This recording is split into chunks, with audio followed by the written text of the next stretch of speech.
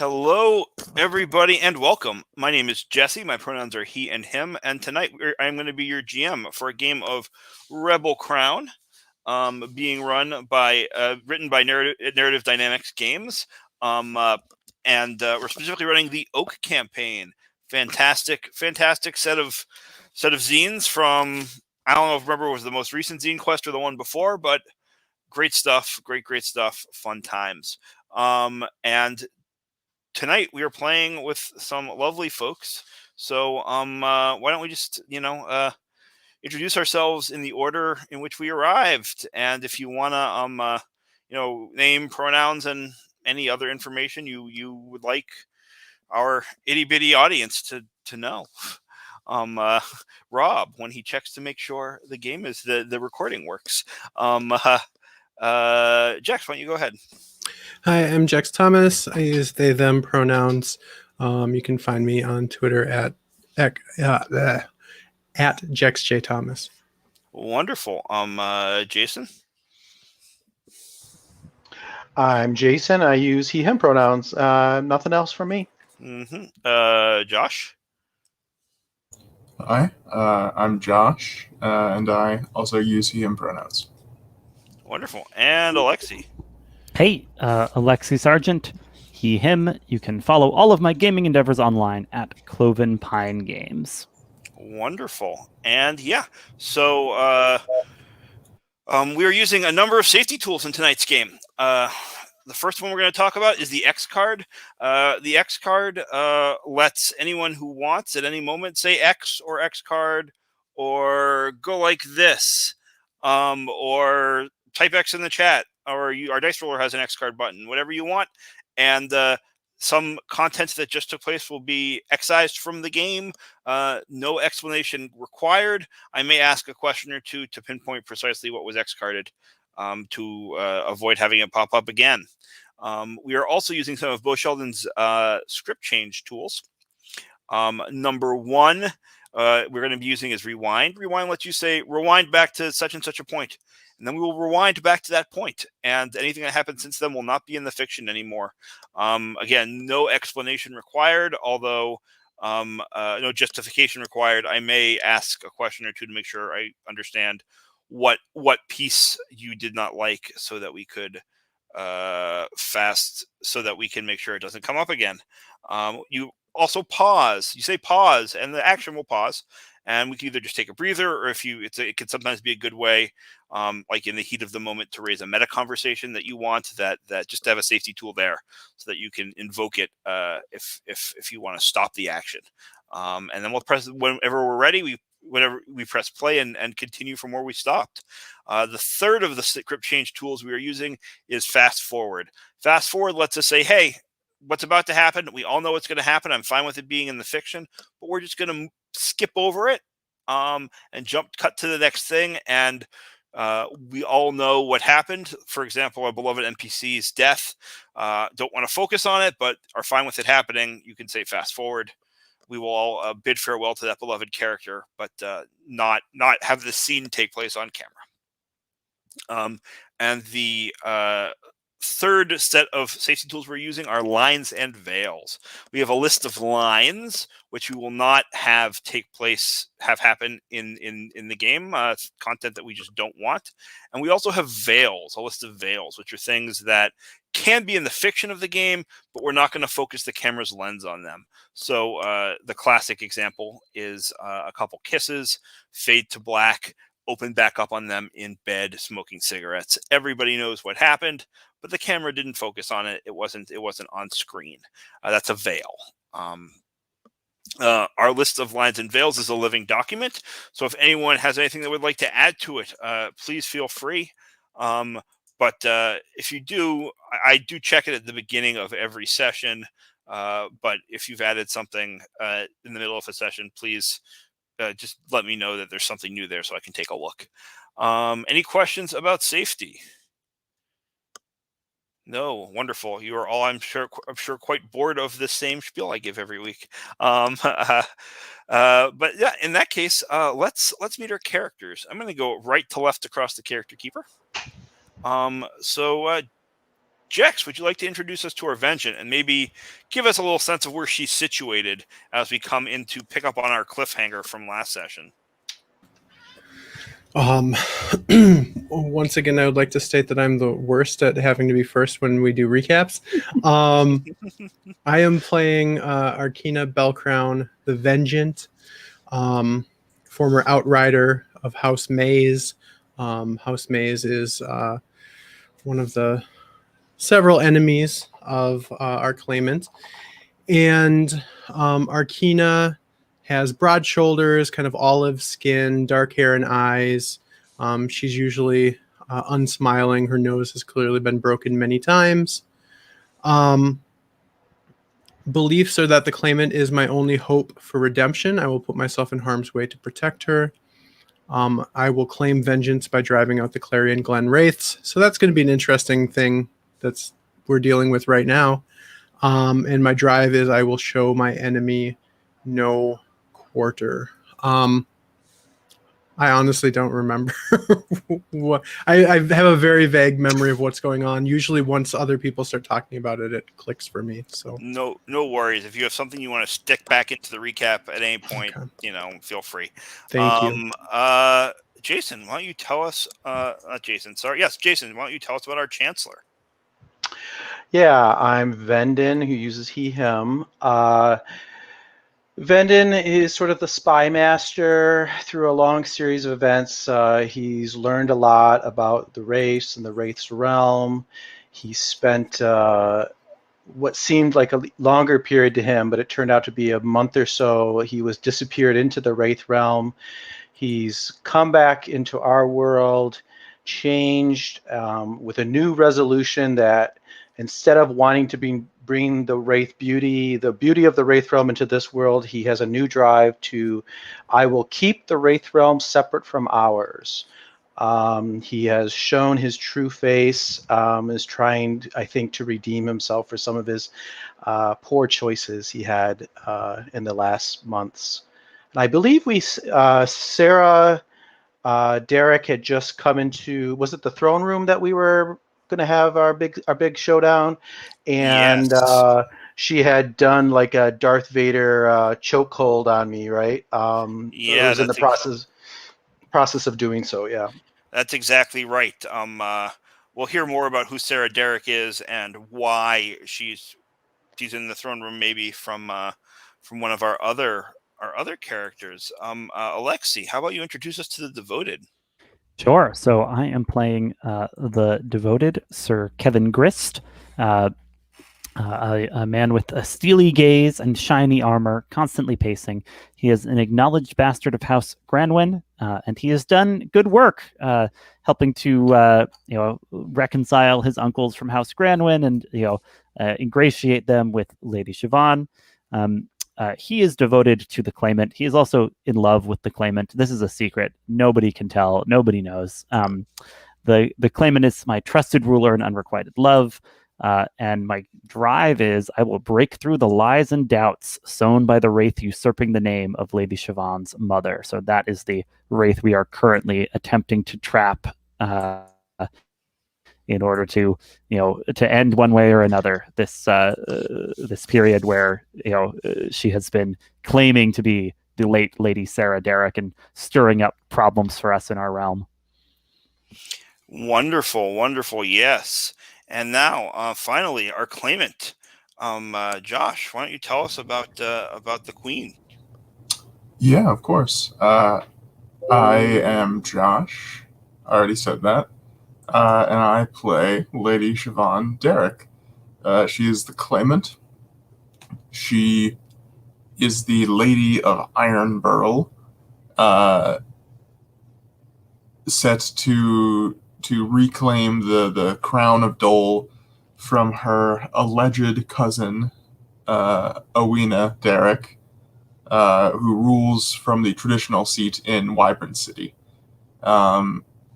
Currently, we're in the throne room.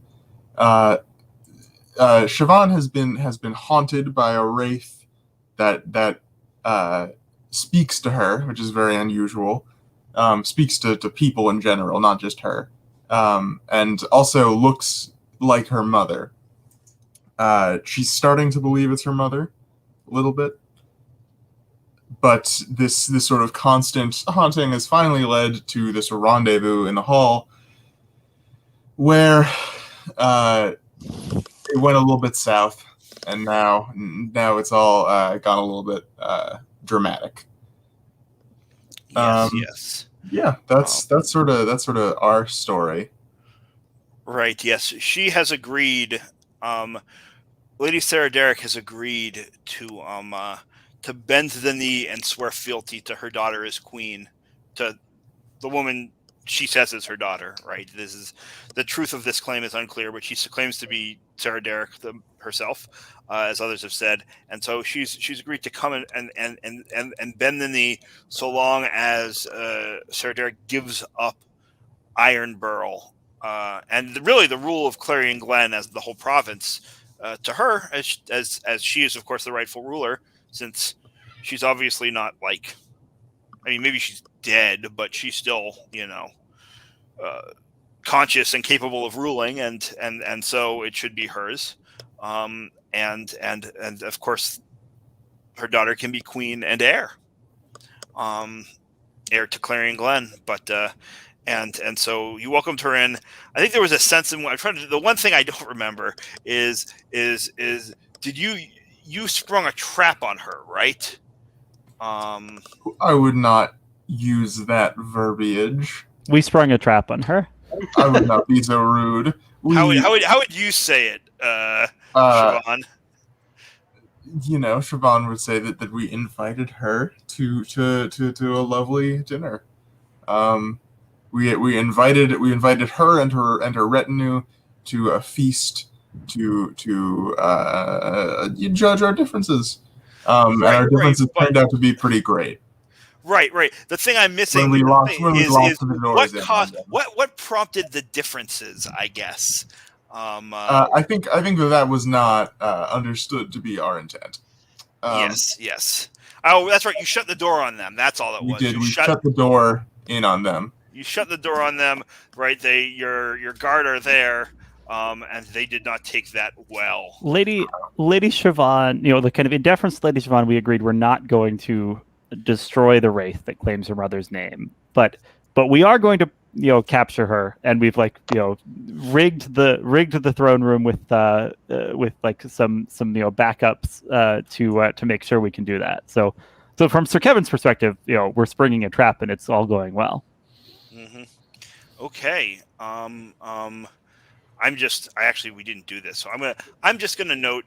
As capture and interrogation is on the table here, I have made torture a veil, and torturing a wraith remains torture. So it can happen in the fiction, but should you decide to torture her, number one, you would be horrible human beings. Just want to put that out there. And number two, we won't talk about the details of that. Can't believe you're trying to torture shame me, Jesse. What kind of mission was this one? Was it changing faction? Or what do they call it? So we left the objective kind of up in the air. We said it seemed like. Hold on, this is the wrong list. We said right the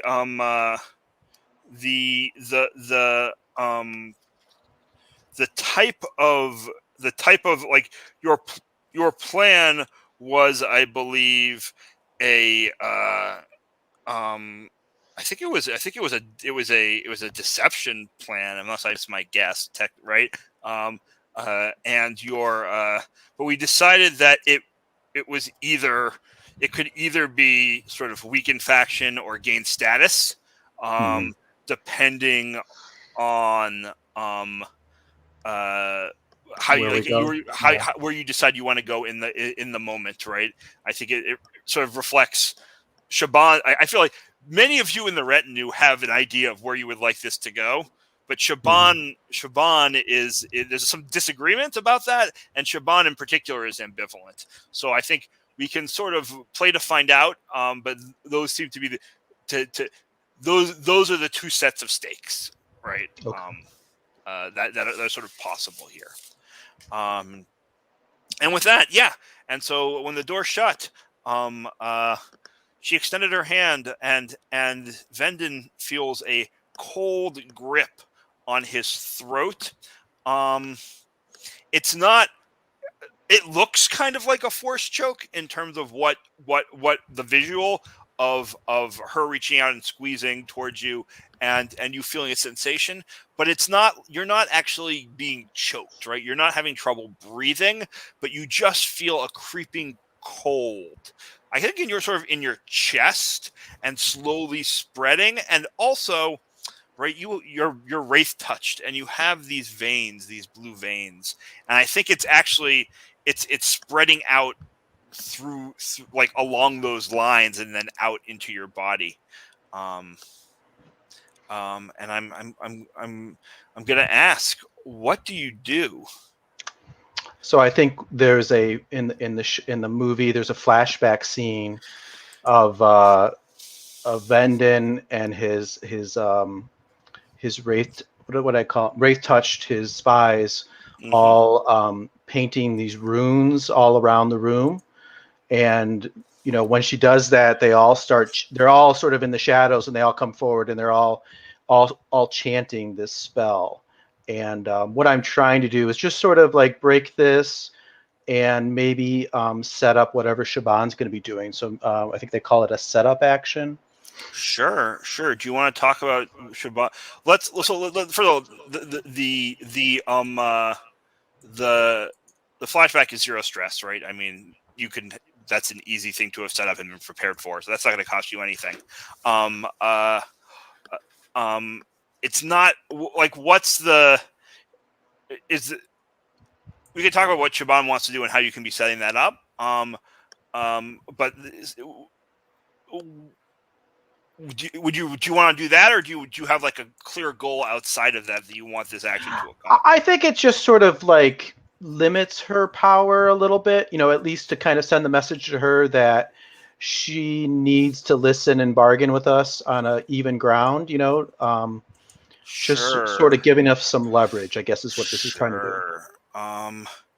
Yeah, so it basically it's like sort of like using magical force to interfere with her magical force. Right.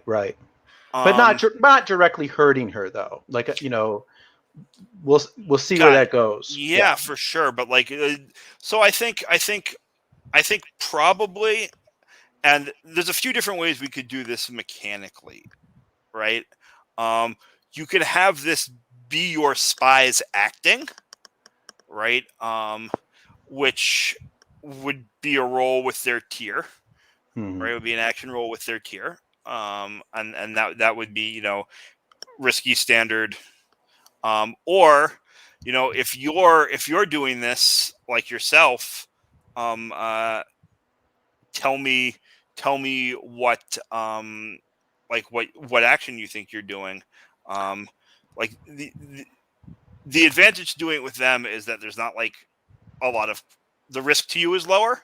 Right. Obviously they can still fail, but the advantage to doing it yourself is, of course, you have more levers to affect the roll in terms of spending stress and whatnot.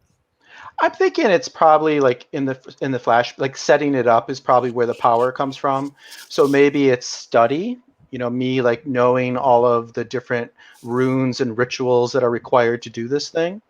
Or it could be the prey if we want to do it in the moment of actually doing the magic. Right. So if what I'll say is, if what you're doing is studying, like that can be a good setup action to put Shaban in a stronger position. But it's probably not going to be able to, like, in terms of effect, it's going to be very limited in terms of the roll itself stopping the magic, right? Okay.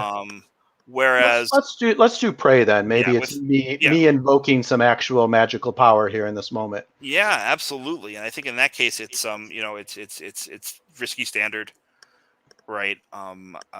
It's risky standard. And I'm curious to hear what that like looks like coming from you. Are you praying? Are you invoking a god? I probably like I'm reading, it's like some ancient spell, something about like spirits from beyond. You have no power over me. Through the strength of my will, I defy you. Something like that. Did you make a copy of the scroll you gave her? I think I memorized it. I think Yeah. when that happened, I think I established that. So yeah, I think it's all in my brain. I think that's great. Cool. Do you wanna push yourself? Do you want a devil's bargain? I'm looking at my equipment, see if there's anything I could get out of this. How about if I slap a holy relic on it? Would that help? Actually, all? I think you're Or using maybe your that spy. would be The spies holy are actually going relic. to put the spies are the fact that you have your spies helping you is going to give you a great increased effect. Actually, I'll say. Okay. Right. So that should be right. So it's actually great. It's actually risky great. Okay. Um, You know what? I'll just go with that. No, I'll hear Devil's Bargain. Those are always fun. yeah. I mean, I think the devil's bargain is pretty clear. The way the spell works is that the power gets drawn out of sort of the air between you or whatever, right? The relationship between you and gets sucked into the wraith touch, into the spies. And so I think they will. I just want to make sure I understand this right before I do it. But I think they will probably become weakened. They'll take the weakened status or whatever. Okay. Yeah, I think that makes sense. Sure, let's go with that. So I'll take a die for that. So I'm risky great with 3 dice. Yeah. All right. Let me get the dice roller up. I don't have it. Yeah. Yet. Did anyone want to help? We could ask. I didn't ask that, but if you're just comfortable going risky great with 3 dice is pretty good, honestly. So, Yeah, I can't see Arcana getting involved in the dark magics. right. This also happened very fast and seems to have been planned, right? Like you've set this up. Right. Yeah, I probably wouldn't have involved the others unless they pushed their way into setting it up. Whatever they were doing when before has this all Venden happened. ever involved us in his sinister plans? For sure. This is for a good purpose now. This isn't sinister. All right, 3 dice. I'll just go with that. 3 dice. Here we go.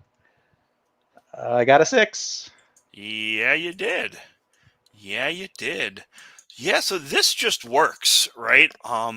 And I think you see like your wraith touch is all sort of like fall to their knees and become short of breath, and they're any of them, they're covered up because they don't sort of reveal that they're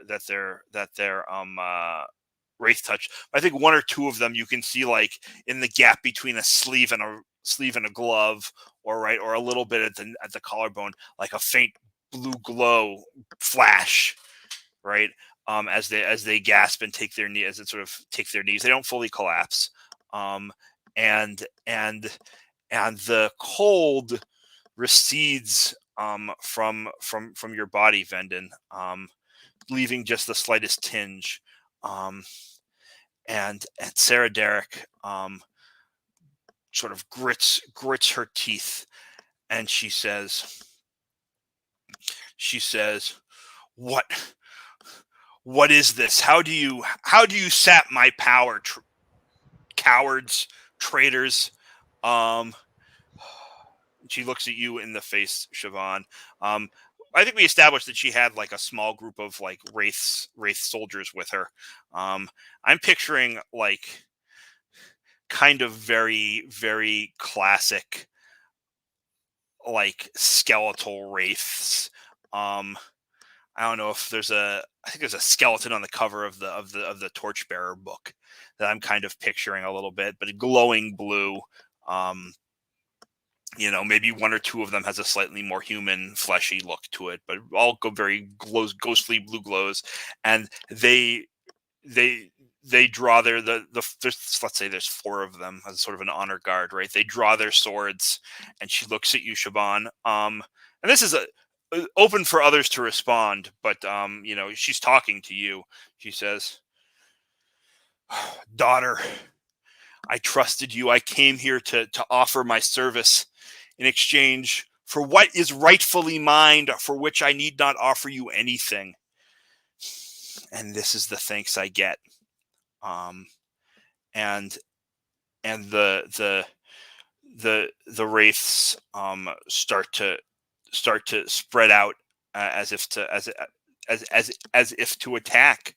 What do you do? Yeah, Siobhan. Siobhan says, "Sit down, mother. If I, yeah," and exactly like that. And Siobhan says, "You said that you would swear fealty to me as your queen. You understand why it is difficult for me to trust you, why it is difficult for me to put my people's trust in you. You have to understand. So prove that trust. That's all I am asking you to do. Prove that trust. And then we will open that door, and I will stride out with you at my back, and we will take Wyvern City, and we will have what is rightfully ours." And I think this is a sway action. Sounds like it. Yeah, I love it. So you start with 1 die. We've decided, she is in the position of your mother, and so we're saying she is. You have an intimate relationship. Gives you an extra die.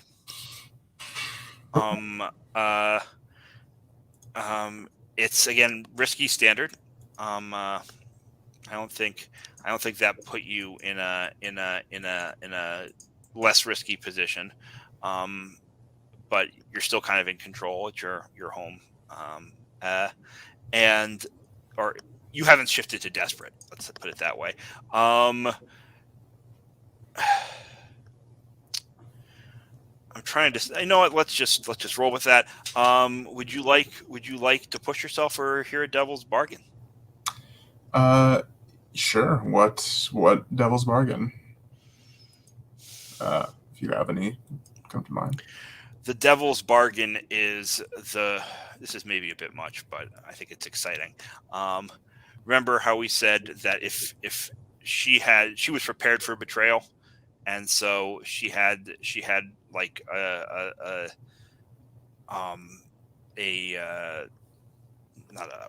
band of wraiths set to sort of infiltrate, come into the castle, right? In case things didn't work out, they're inside the walls. They're not like in the throne room or anything, but there's like another 10 to a dozen wraiths, right? Who are now in the courtyard fighting your guards, right? Trying to make their way in, and I'll probably set up a 4 or 6 o'clock. I'll set up a 6 o'clock. That is, wraiths. Wraiths make it to the throne room. Ticket once. Okay. That's a big devil's bargain. I know. Big devil's bargain. How much stress do I have? I only have 2 stress. No, I'm not gonna take it. We'll save. Okay. We'll save our devil's bargains. Right. I will commit that will not be a consequence for this roll, but it's on the table. Okay. Right. So I will mark stress for an extra die. Sounds good. And is anyone helping? I am interested in helping if there's a way I can do it, right? Like, because it sounds like you're attempting diplomacy here. Like, if you're successful here, there isn't more fighty fight in the throne room itself. Am I following correctly? I mean, that is the goal, right? That is the ideal. Can I don't know. I feel like it's always it's often like Can Sir Kevin just take a leaf out of Arkina's book here and help by looking intimidating, at the Wraith soldiers, right? Sure. Setting. Flashing that whip. Exactly. Yeah. Yeah, I mean, I was trying to decide if that was too aggro, but Siobhan, if you're okay with me cracking the silver whip just to make clear we have something to back up our words if they don't go along with us, I'm cool with doing that as a help here. I mean, you are a free individual. You can do whatever you want. I mean, you are my lady. Yeah, but you're not. Sir Kevin is not conferring with Siobhan in this microsecond. I'm going to crack that whip in the hopes that it's helpful. Yeah. What I'll say is, it definitely intimidation might help here, but it also opens up certain kinds of consequences too on a bad roll, right? That's the trade-off there. It's fun. Yeah. Okay. So, why don't you roll and we'll see how she reacts. Okay. You took a bonus dice for my help, right? Yes. So I'm rolling with 4 dice. Do you want to use my setup for the +1 effect? Yeah, that's right. You're right. Part of it, right, is that she knows, in the same way that intimidation is a factor, right? Her magic is, I don't know if it's gone, but it's depleted, right? She is less effective with it. So that you do. Thank you for reminding us. So that also has her wavering on her ability to actually win a fight here. Okay. Yes, I will take that effect. Thank you, Vendon. And that is 3 2s and 1 6. Well, you got what you needed. I think just the way this has been colored, right? So your speech was obviously effective, right? But she looks around, right, and she sees Sir Kevin with his silver wraith restraining whip, and she sees she looks at her hand, which is still extended towards Vendon, and almost you see her fingers kind of not quite clenching, but trying to as if she's wiggling them, trying to make the magic happen, and it's just not happening. And how do I get in front of the camera? And she closes it in a fist and puts it down at her side, and she says,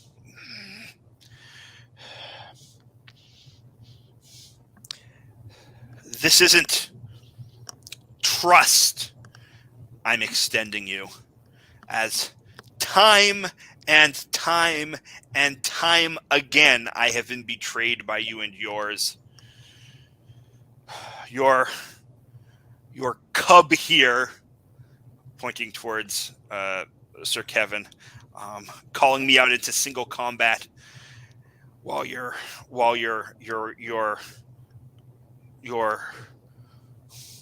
spy master stabs me.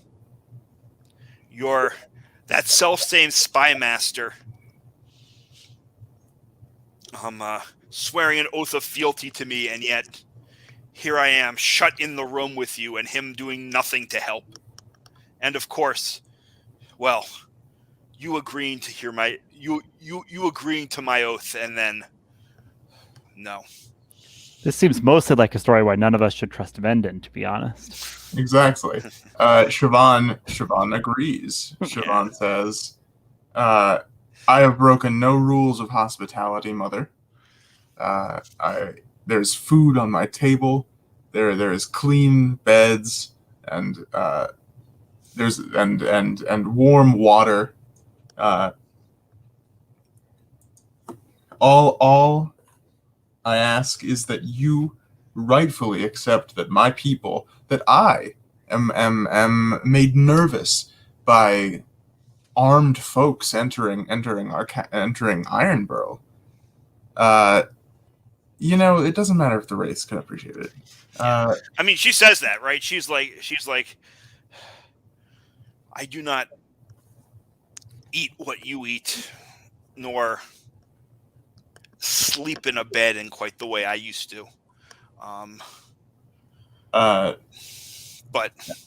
and she says, I think this is where she says,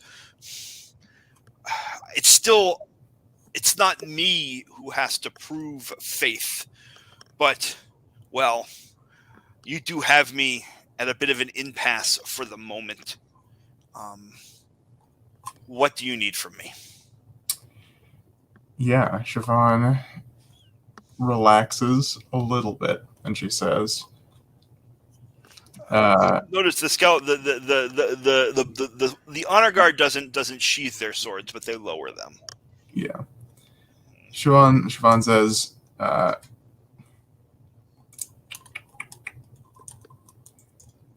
I trust your word.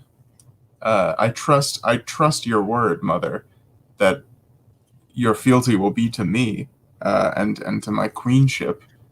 But the people of this land, the people of Dole, have been at war with wraiths for as long as I can remember. You yourself led army after army against wraiths. How will they take to a wraith lady in Ironborough, coming back after her funeral? You have to understand the reservations that we feel. How will I think this is a question, and she looks at each of you sort of in turn, right, as she says this, right? This isn't directed just at Siobhan, it's for everybody here. She says, how did the people of Buckthorn, that's a bad example, how did the people of Deep Forest take to your rule when you took it? How do you think the people of the Steppes of Dole will take to being ruled by a Derek after these past several years of relative freedom? A Derek whom they despise. How do you think Wyvern City how do you think the Gilded Meadows will feel should you succeed in your quest to become queen? I am rightful ruler, and I will rule, and they will accept it. That is how it will go. That is what this is, daughter. We rule by right.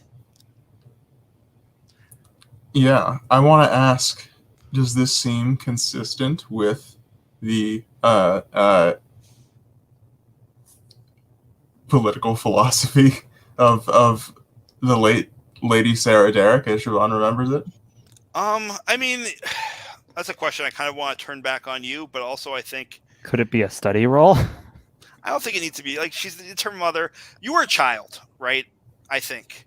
So it's hard to know. I think probably people talk to you about your mother, right? And you remember she fought a lot.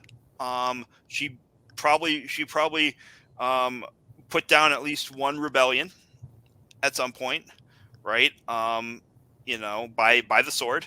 But everyone has always told you what a fair and just ruler she was. The thing that is consistent, I think, so you like that, is and this is like something that you always would have known, and that matches with everything that she's done thus far, right? This may have been the thing that like got you. We can, if you want to, like to even take it this seriously, is she loved Clarion Glen. It was her place, right? And she felt, her family for generations. She felt both responsible for it, but also in possession of it. And like, that's a sense of like fairness. Yes, the people of Clarion Glen are her people, and she will be fair to them. But they're her. But the question is, right? What does that mean? Does that mean they're her people? And I think that, maybe the stridency and the violence doesn't feel familiar to you looking back to your mother, but there is like a spark of something that could have been from her. Yeah. Lady, may I? Sorry, I didn't. Is that in Lady character? Siobhan, Lady Siobhan, may I address your mother? Siobhan waves Arkina ahead. Lady Sarah, I think you overestimate the ability of people to believe in and allow the rule of a creature escaped from hell. Make a show of us having subdued you and your forces, and you'll. I can't promise that you'll get what you want. That's on my queen. But I think that's the only way.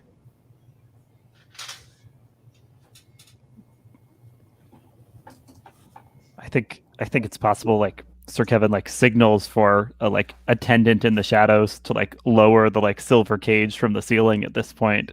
You know, not like onto Sarah Derrick, but like in a place where she could, you know, step into it if she was willing to go along with us.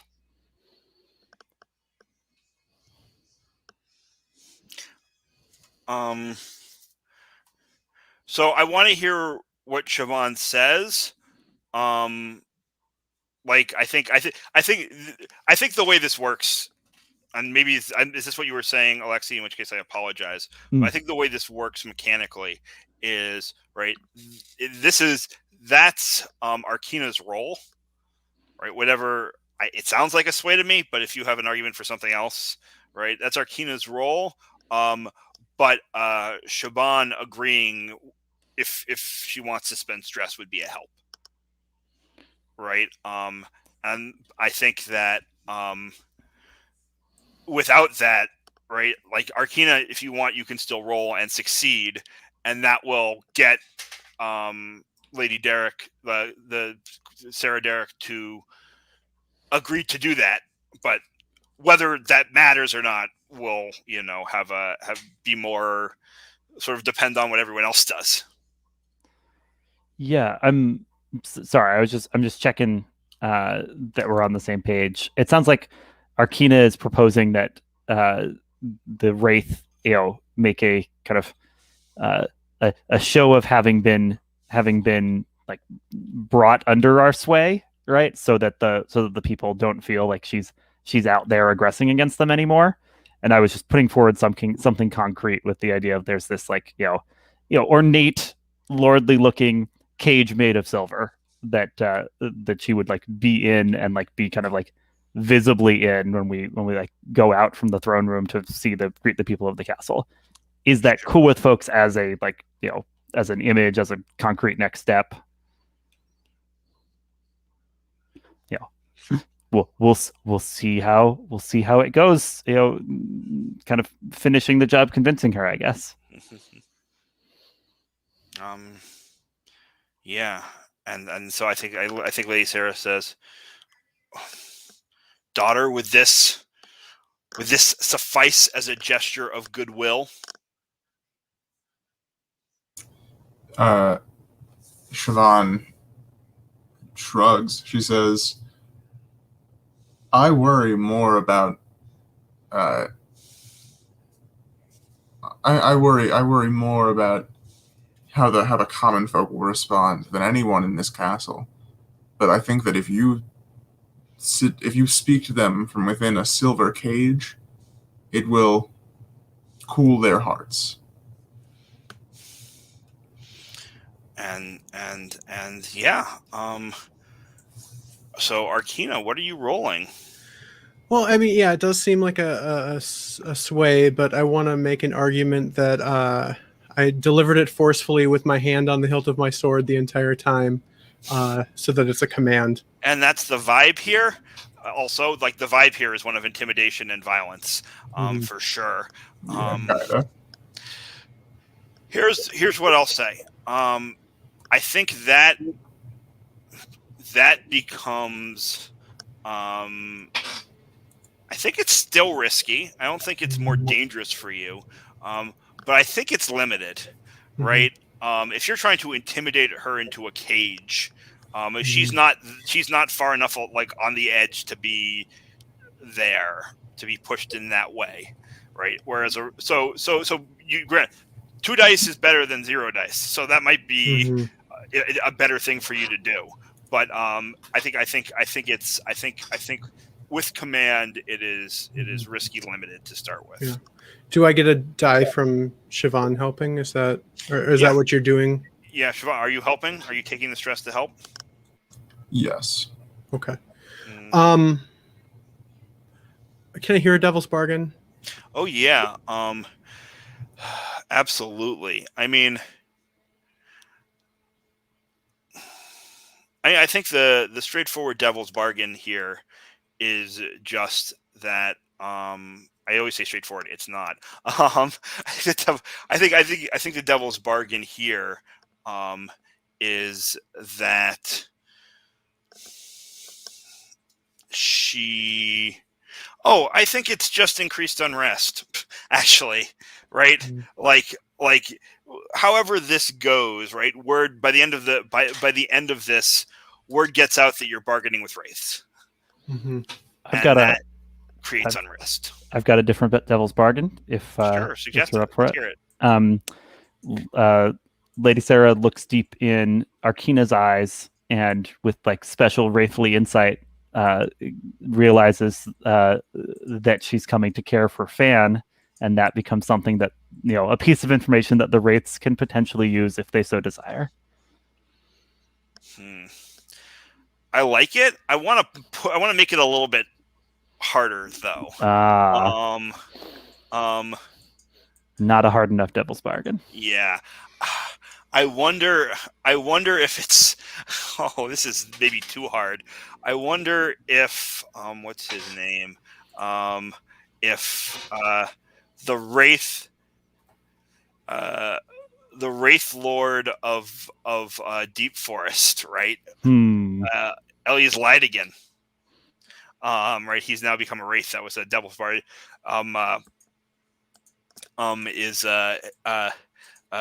Takes an interest in Fan. Yeah, I'm not going to take that. I will. But I like that was I'll definitely take the unrest, and can I use that to increase effect? Yeah, sure, that's fair. Okay. I don't think I can add anything else. I haven't unleashed physical violence, so I don't get a die from that. Yeah, so I'm rolling 3 for risky standard because of the increased effect, right? Yep, that is correct. Highest is a 4. Okay, so you get what you want. Yeah, and I think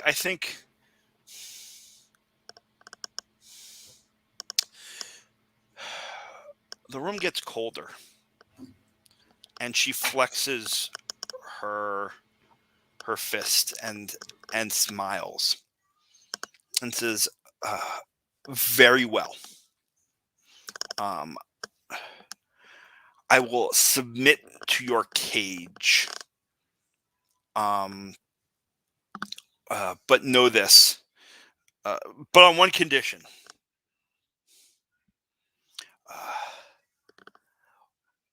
One of your paintings, daughter,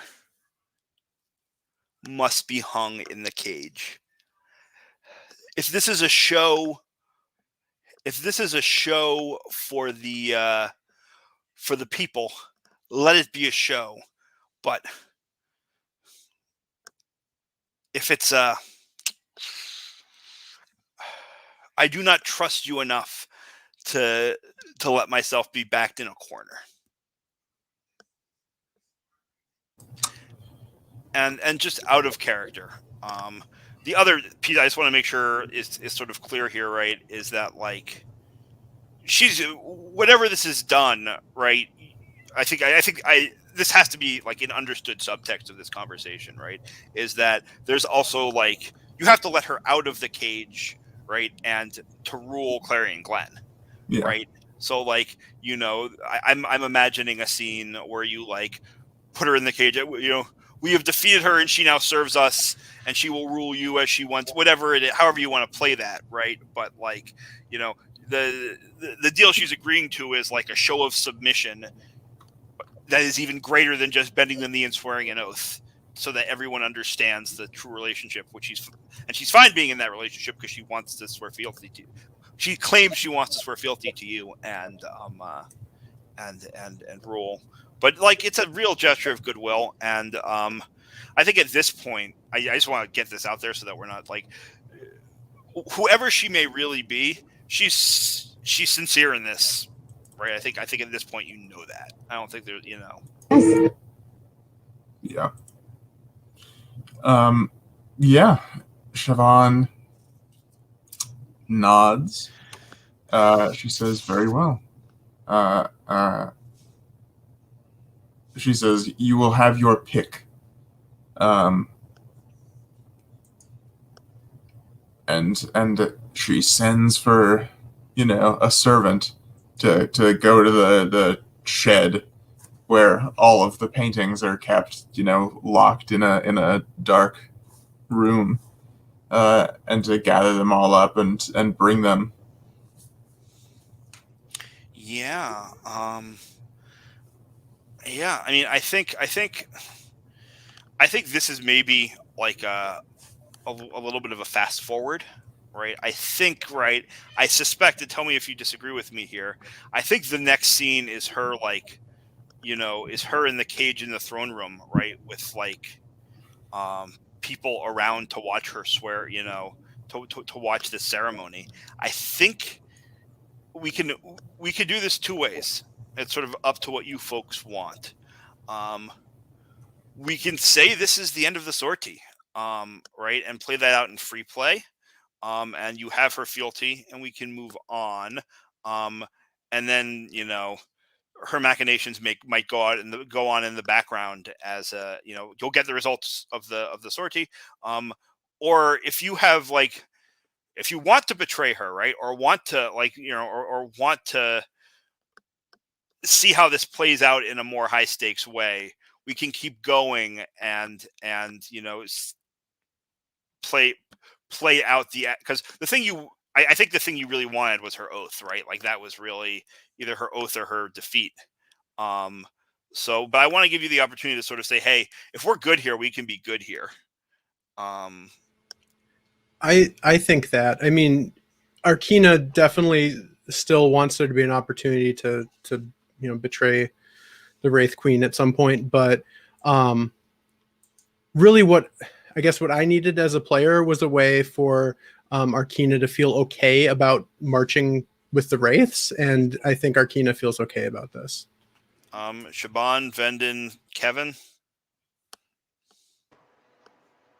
I mean, with my new drive, Vendon is very disappointed in this result, but I think at this point he will keep his mouth shut. Yeah. Mm-hmm. Kevin wants to investigate Lady Sarah Moore, but if she is willing to be in this cage, for at least some time, that does create an opportunity for that. So here's what I'm thinking. Tell me how you feel about this in terms of the rest of the session. Okay. We'll end the sortie here, right? I'll sort of narrate. Well, we could kind of narrate out, maybe with a little bit of paint the scene, what that fealty swearing looks like, right? We'll do the payout, right? And then before we move into the fast forward stuff, we'll do a half hour. We'll do an hour or so of downtime and free play. So if you want to investigate the Wraith, right? If you want to do some of those things before we dive into the fast forward,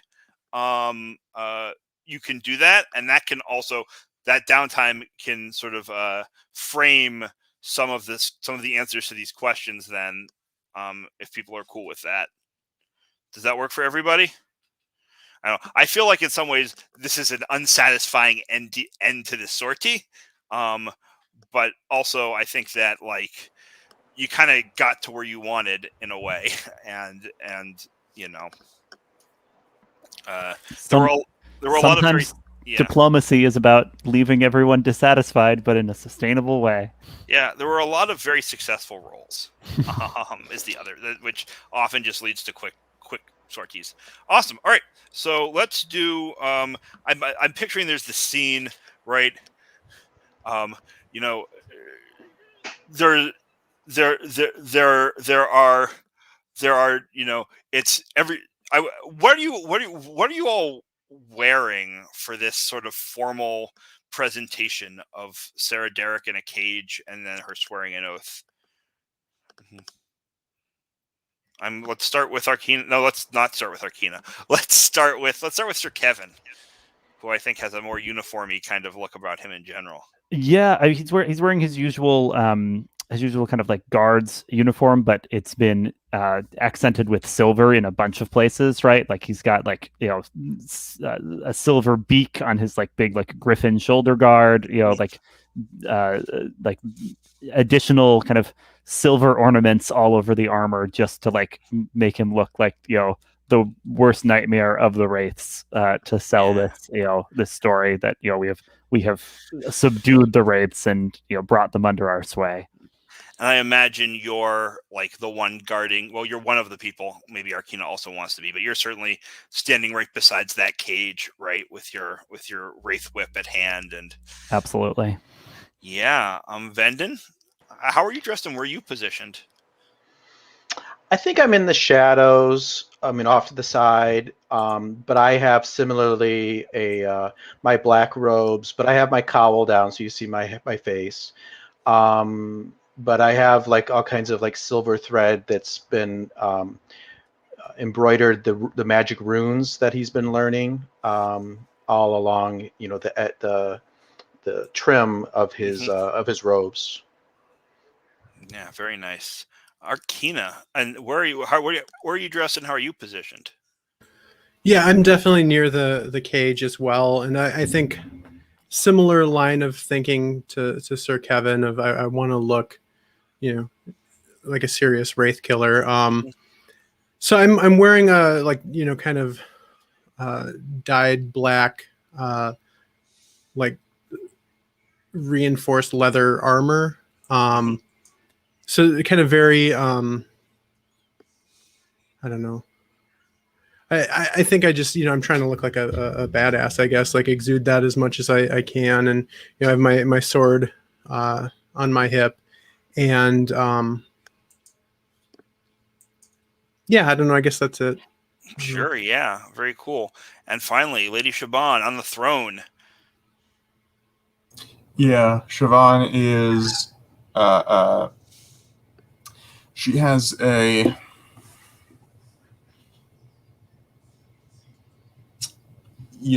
red satin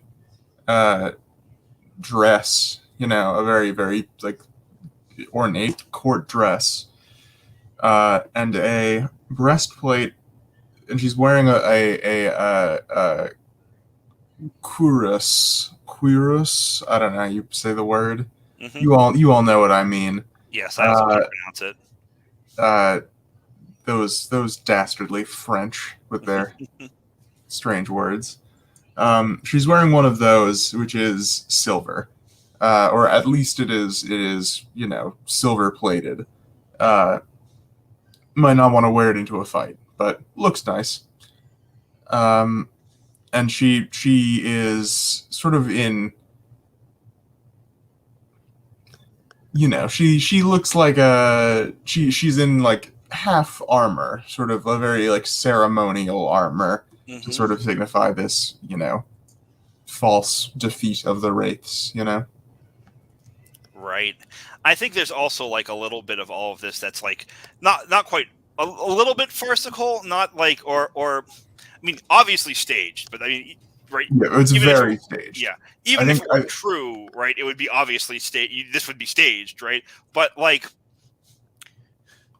there wasn't really a battle, right? Oh, there was no battle. Right? I mean, anyone who's like, hey, did you hear about a battle?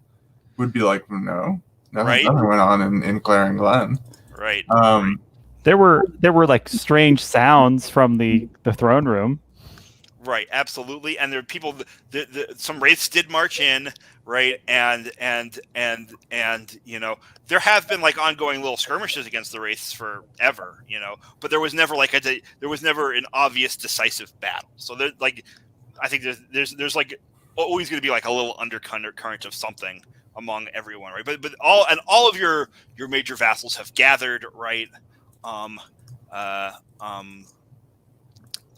Right, they're all there. Probably some representatives of the common folk, right? Certainly who work in and around Ironborough.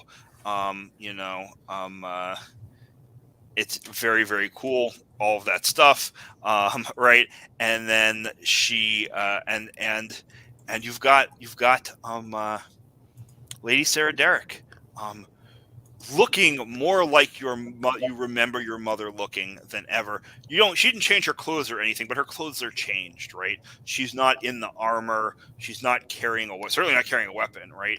She's wearing a regal gown that like harkens back to one you, I think, remember her wearing when you were a child at some major ceremonial event. But in not glowing, but in like a pale, like blue, as opposed to the deep, rich green, right, that it was in when and she's sitting on like a stool in this silver cage with the painting hanging off on one side.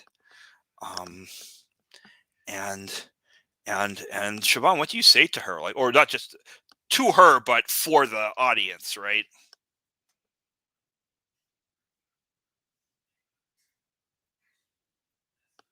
Siobhan? I'm sorry, you cut out for a second there. Oh, sorry. I just said, what do you say to her, but for the audience, right? Like, what's the sort of message here before she bends the knee? Yeah.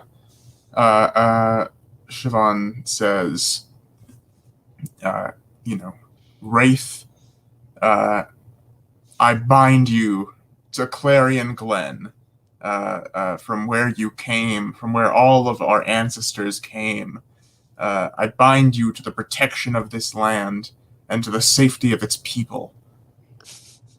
And I think you see Vendon with his little cue card off stage, looking very proud of himself. I have a question. Yeah. Do you want to roll to make this an effective magical binding? Oh, absolutely. I want to roll to make this an effective magical binding. Of course. I will tell you what, she will not be happy about it, and she will feel betrayed. Well, but it will work if you succeed. Okay. Well, I did not. Siobhan does not intend for this to be a magical binding. I should say. But if this does happen to magically bind, here's the question: should Vendon be making the roll then? Are we saying like Vendon has scripted an actual binding? That Vendon has created a binding incantation in the guise of a ceremonial speech. Just sort of accidentally made. Flashback to painting runes on the floor and the whole thing. I will add that maybe the spell I taught you doesn't do what you think it does. Vendon is very disappointed with this decision, and maybe I would like to have sort of a, I don't know, like a tripwire in the spell, something that will actually send her back to the other realm or something. Not right now, but like as a, I don't know, having sort of like a backdoor like contingency plan. If you want a banished Sarah Derrick clock, right? That in addition to binding her, this will create. I mean, I don't think it will give me the ability to get rid of her. But I'm willing to, because I think that's just too much for the role. But I will say that we can fictionally position this as like the start of that if you want. That works great, because I was thinking in downtime of creating a long-term project along those lines. So that would work great. Yeah, awesome. But I think that's what Vendon you're rolling. Is that the story? Yeah, I mean, maybe she's actually saying the words, but I'm the one that did the legwork and taught her the words, taught her what to say and whatnot. Yeah, and it's in some bizarre language, so that nobody really knows what she's actually saying, because she's actually saying something different. I think she has to say that, in whatever language they speak. Yeah, I guess that's true. That's true. But you can. I think that's. I still think it works, right? Like the only one who recognizes that there's anything maybe magical going on are you and her. Yeah. So I mean, I bet that's a prey. That sounds like a prey. Risky standard. Like the risk here is that this blows everything up, right? I think I definitely would be pushing myself here, so I'll take the 2 stress. Sure. So that's an extra die. Okay. Can I was thinking, no, we were talking. I'll take that back. I don't want to. Sorry, I just want to. I don't think the risk is that this blows everything up. I think the risk here is that she knows that you set her. That aside from the failure, the consequence is that she'll know that you set her up, Vendon. Sure. Right. Okay. And she won't necessarily blame Siobhan. I think that's better because I don't want to derail the entire thing on one roll. And I was thinking, we were talking the last few sessions that maybe we should have spent more time trying to figure out what she might be up to. So would it be a good time to say another flashback of me pouring through old books about other examples of intelligent wraiths? That's going to be another. That's a whole something else. Roll. Okay. So okay. I think we want to finish this. I think this roll is like the last one for this bit here. Okay. But how about if I mark one of my special items is a treatise on history? Sure.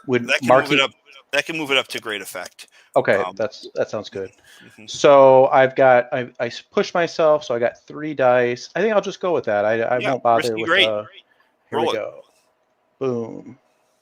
Ugh. I got a 3. So 2 things happen here. I mean, first of all, this is not a consequence. This is just the thing that happens. She takes a knee and she swears the oath, Siobhan.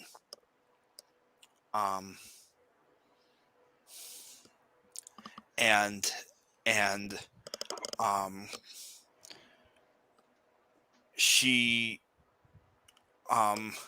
after she does it, this is what happens because the first step of this is a consequence of the roll. She opens up the door to the cage herself and walks out,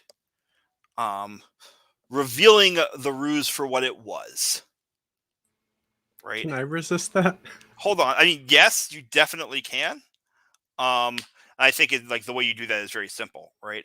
Revealing the ruse for what it was, which is to say, everybody will know that you staged this, right? And that you were in. So she's swearing fealty. She agreed, but the public will know that you're in cahoots with the wraiths and that they're not subservient to you necessarily, right? So that's number one. And then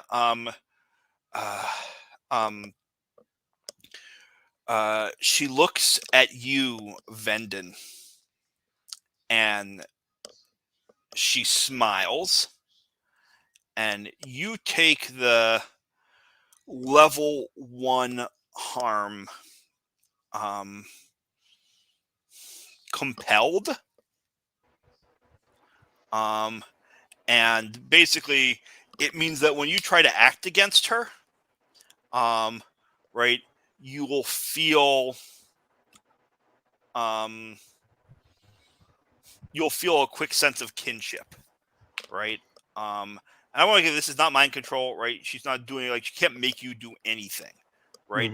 But because you have this feeling, you're less effective when you act against her, and that's the level 1 harm.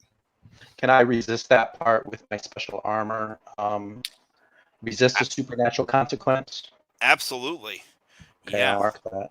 Yeah, and I think she feels what do you do to her? What does it feel like or look like when you resist it? I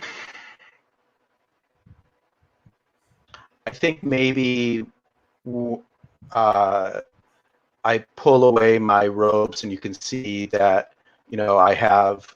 We talked last time that the leader of the Carrion Company, Greyjack, might have had. They use these ritual runes, either tattoos or paintings on their body, and maybe I have a bunch of them on my body. do you actually reveal them to like the people there, or is this sort of like something that Yeah. happens like off No, the I think in side, that like oh, the moment, camera yeah, sees yeah. it, but the people don't? No, I'm probably right out. Yeah, I think it's probably right out in the open. She steps All right. out and she's trying to do something to me, and I pull my robes aside and show that I have this protection. Okay, I mean that's going to get a gasp from everyone around that you're there, right? Mhm. Like that's going to have an effect, Mhm. both positive and negative, right? It shows how you're all like have protected from have power over the wraiths, but it also makes you a figure of even more sort of fear and discomfort. So, but yeah, Sure. you don't need to take stress for that because you click your special armor. And Arkina, how do you resist her? This is sort of going back in time a little bit, but how do you resist? Yeah, her? I mean, what I was thinking only makes sense if the whole thing with Vendon doesn't happen until before Yeah. she leaves the Yeah, cage. 100%. I think that happens while she's in the cage. So I think what I actually do here, I don't go and just like make sure she doesn't get out. I actually make a show of opening the cage Right. and putting her in manacles. Right. Do I have Well, manacles or something? Well, for the plan to work, right? Like Mhm. she definitely has to come out of the cage, right? She's going to be ruling people, Right. right. But I do think you just letting her out is like Okay. enough to sort of say, like, you're in control. You have put right. You have Perfect. right. You have placed this compulsion on her, right? And now she can be let out to rule as Mhm. without the fear. She can't let herself out. You still need to let her out. I think that's by Right. itself enough. Yeah. Gotcha. So roll. I think that's it seems like a resolve to me.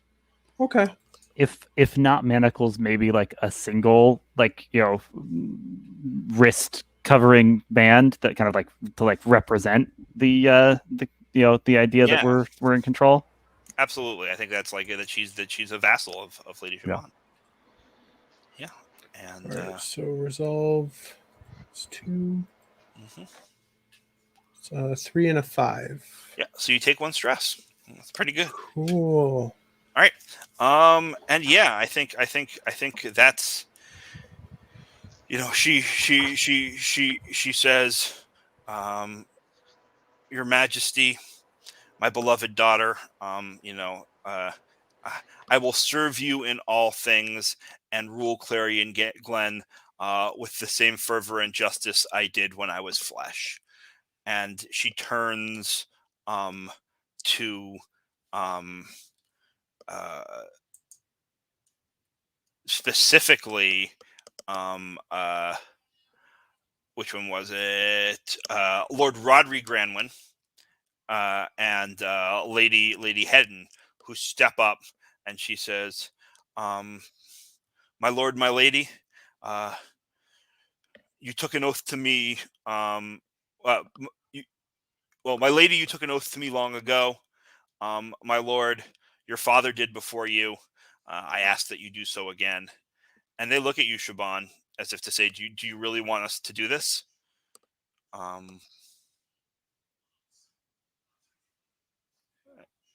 You're muted. Yeah, Siobhan. Siobhan nods her assent, Mm-hmm. I guess. Yeah, and they each take a knee and swear fealty once more to Lady Sarah Derrick. I think Lady Hedwyn says, says, I think she takes a close look at her face and sort of scowls, but doesn't say anything beyond that. Lord Rodri is just sort of overwhelmed, I think. But they take the oath.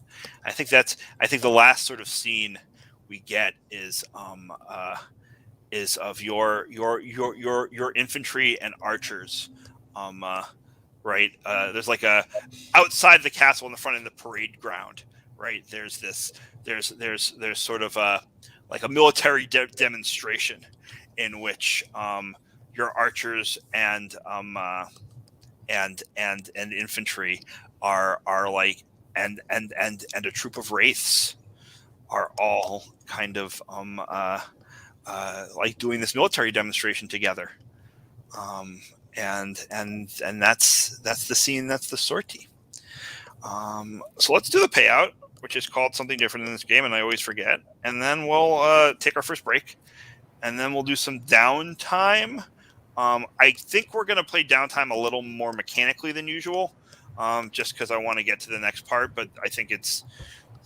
I also want you to have a chance to do your investigation or whatever, which isn't really built into the time skipping thing.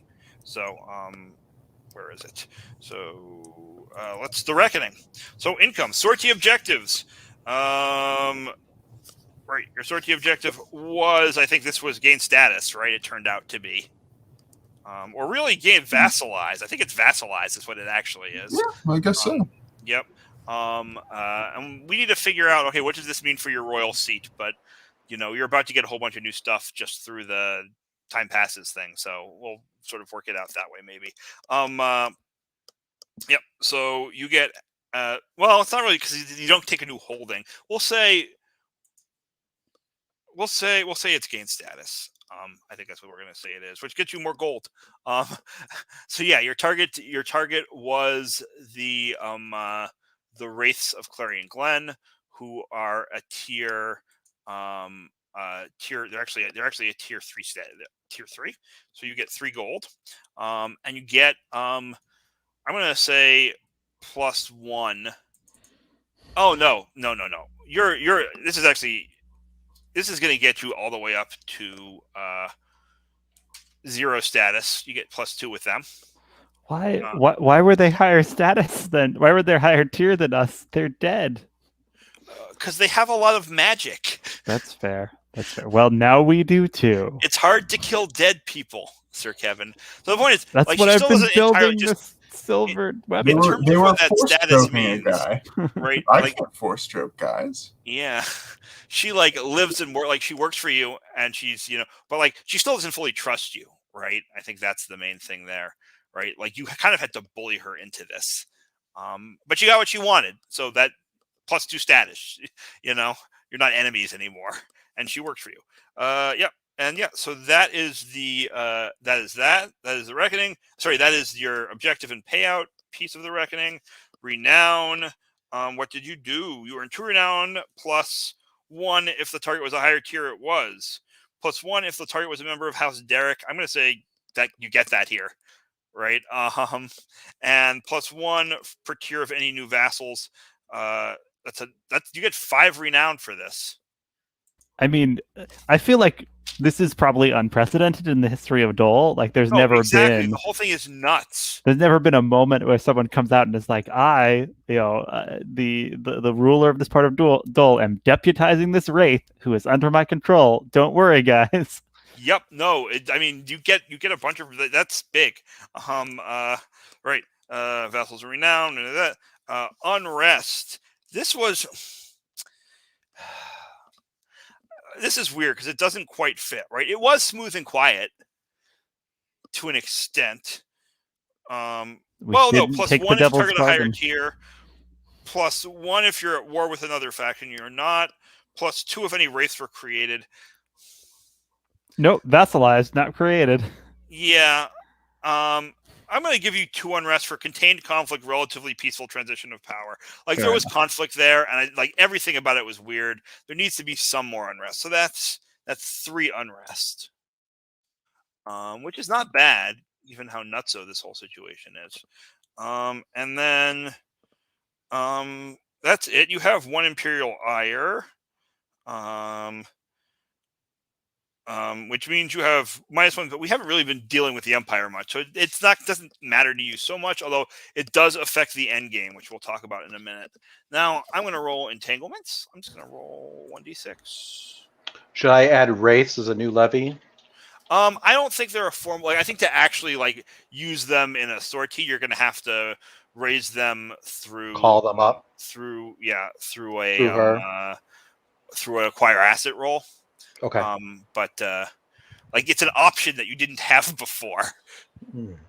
So sorry, just rolling that. So that's a 6 with an unrest of 4. Unrest of 4. I mean, this is pretty simple. Oh, I like this actually. Yeah, I think the Empire is not thrilled with what's going on. So that was Imperial Guards was the entanglement.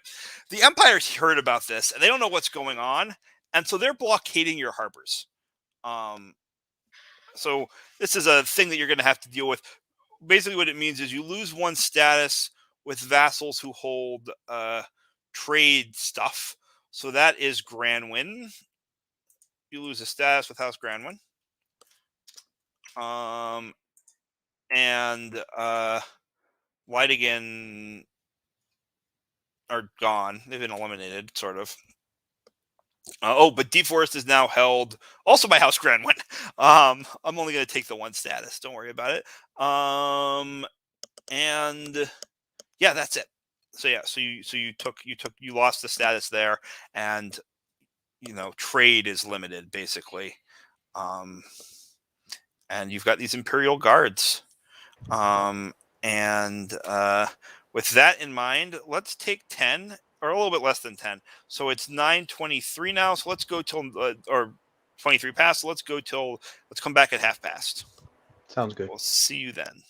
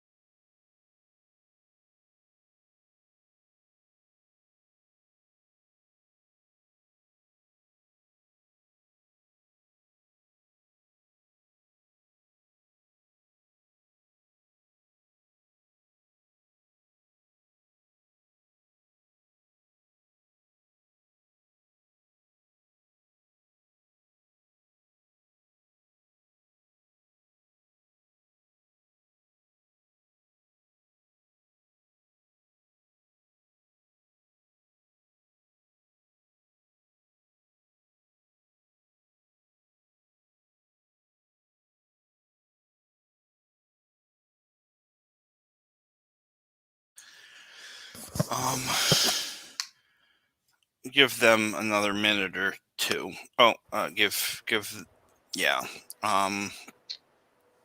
But I Jex think. says they're here, but just off cam. Oh, sorry, I didn't see you there. Great. Let's start with Sir Kevin, who didn't have a ton of action in that sortie. And I'm curious what you want to do. The upside to not having a ton of action is that you probably don't need to relieve stress or yeah, or heal. Or heal or anything. So you're free to sort of do what you want. So what would you like to do? What do you think about starting a long-term project called Discover the Full Truth About Sarah Derrick? Sure. And this can be, I don't know if you want to work on this collaboratively, it can be I'm going to keep it a small clock because well, we only have one more session after this, and it would be great if you could do this in this downtime.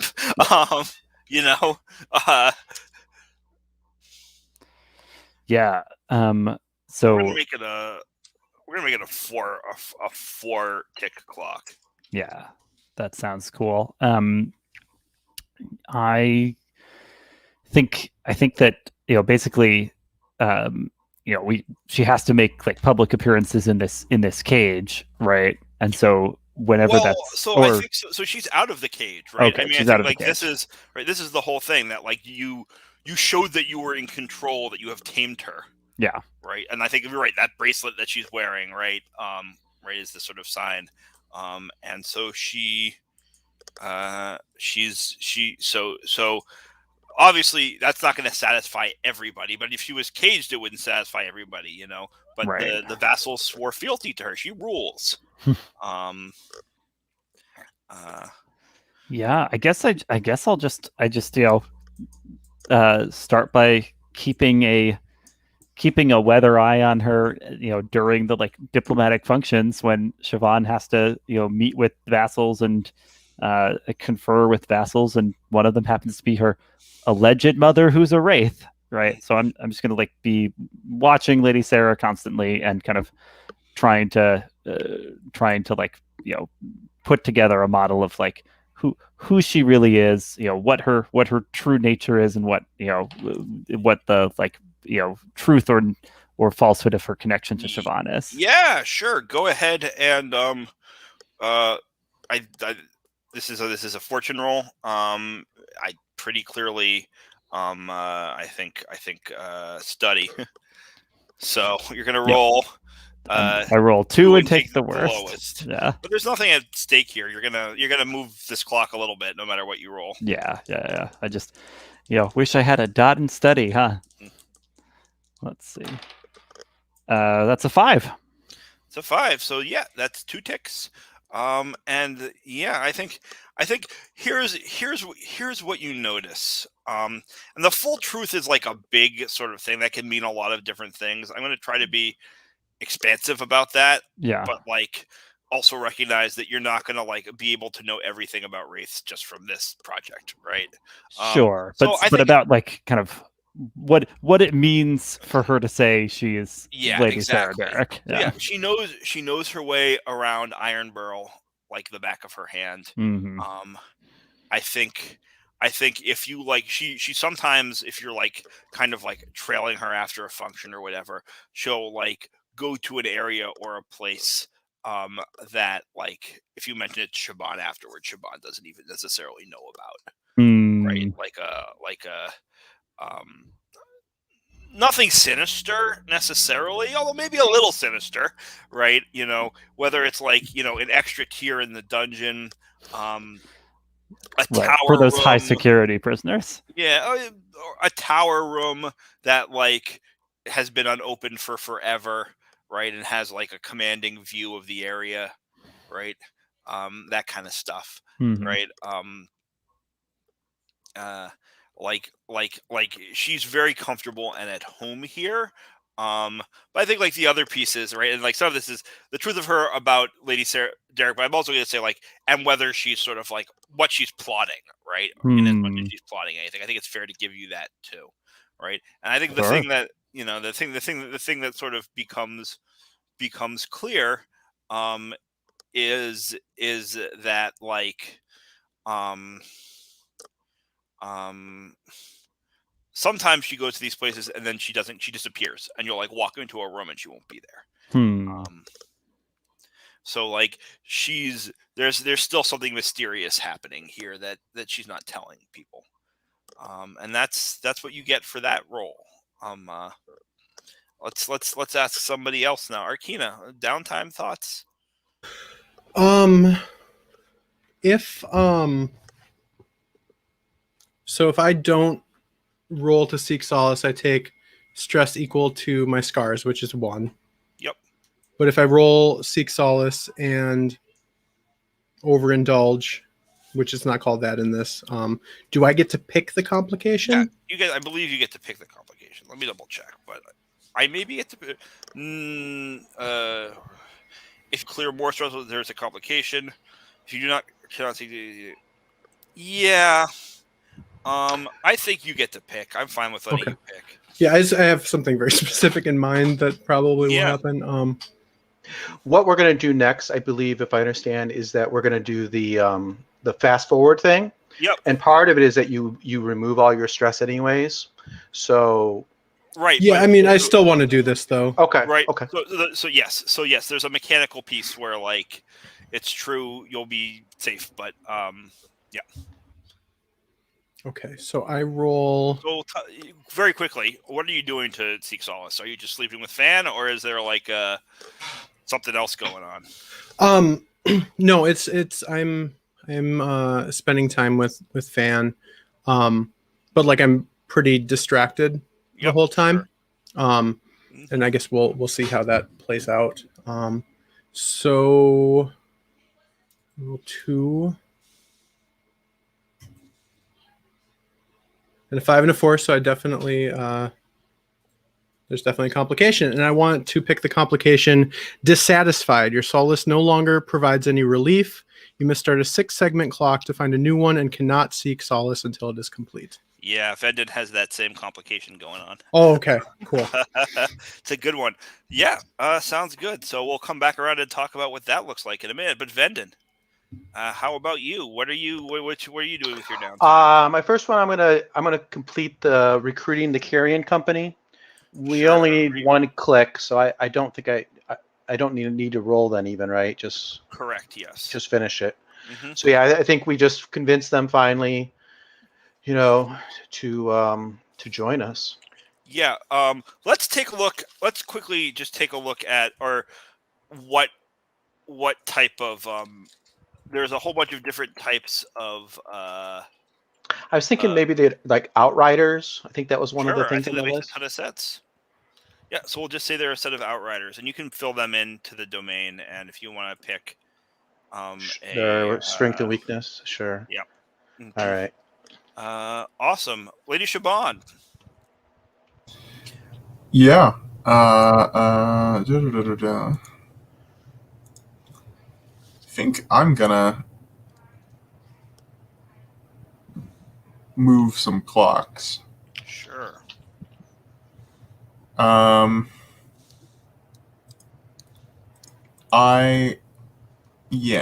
Sorry. I always get caught up trying to find the downtime.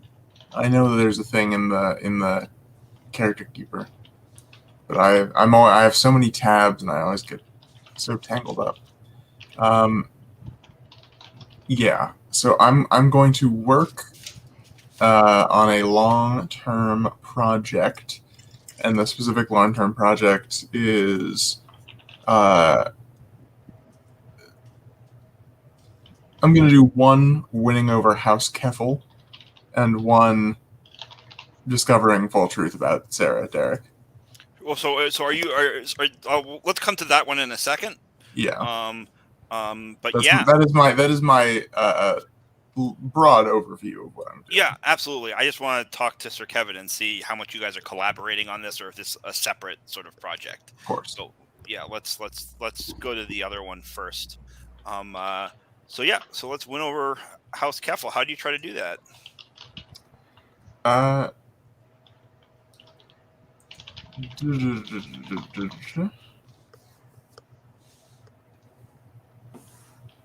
Wait, who are House Keffel?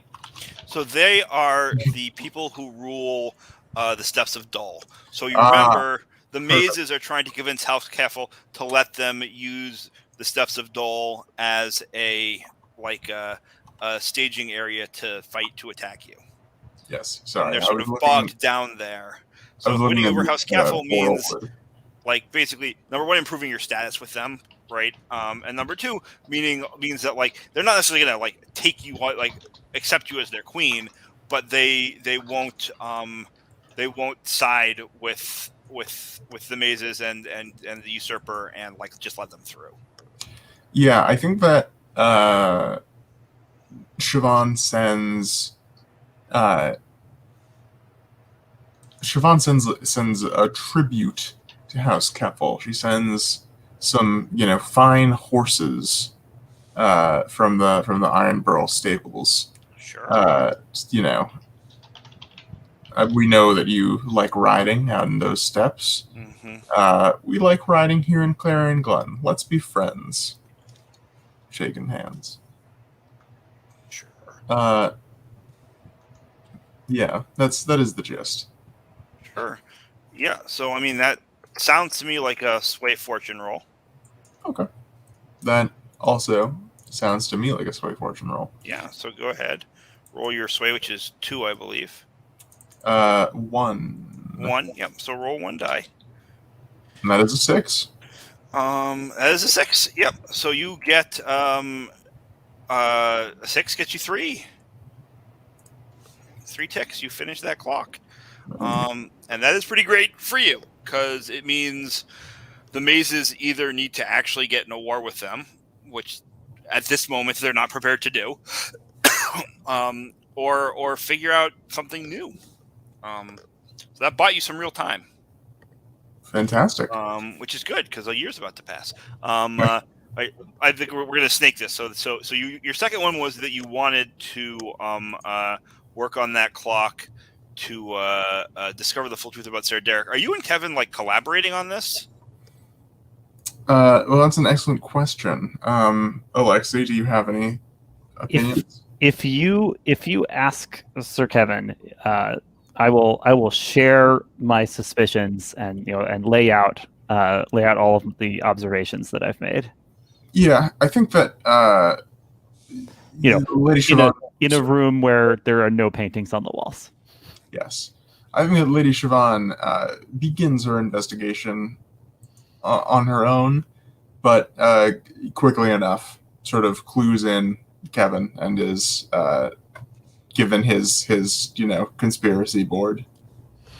Sure. Yeah, exactly. Yeah. Hand you my sheaf of notes with accompanied by terrible little sketches, in keeping with the artistic skill Sir Kevin displayed when he replaced your strategy map. Yeah, so then the next question becomes, so what do you do now to advance this clock? Well, let's see. What is on my character sheet that I can exploit? I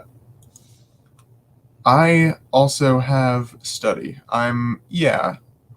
What is the text of study? Actions. There's an action thing on this, I know. Mm-hmm. Yeah. Skill descriptions is what it's called. Okay. Scrutinize details, do research, analyze the motives. Yeah, sounds about right. Mm-hmm. So I think that what Siobhan is doing is, on one hand, a little bit of research about wraiths, still trying to figure out if this is a thing that wraiths do, several question marks. And I think on the other hand, she's doing research into her mother, right? I think she's talking to the older servants at Iron Burl, Mm-hmm. and the sort of older, just the people who were around Lady Sarah Derrick, and Sure. she's trying to sort of piece together how closely today's Sarah Derrick resembles the Sarah Derrick that she only knows, through like rose tinted views of childhood, and she can't really accurately judge. Yeah. Yeah. So roll that die and see what comes up. Okay. 4. 4. So that's 2 ticks. So you complete the clock.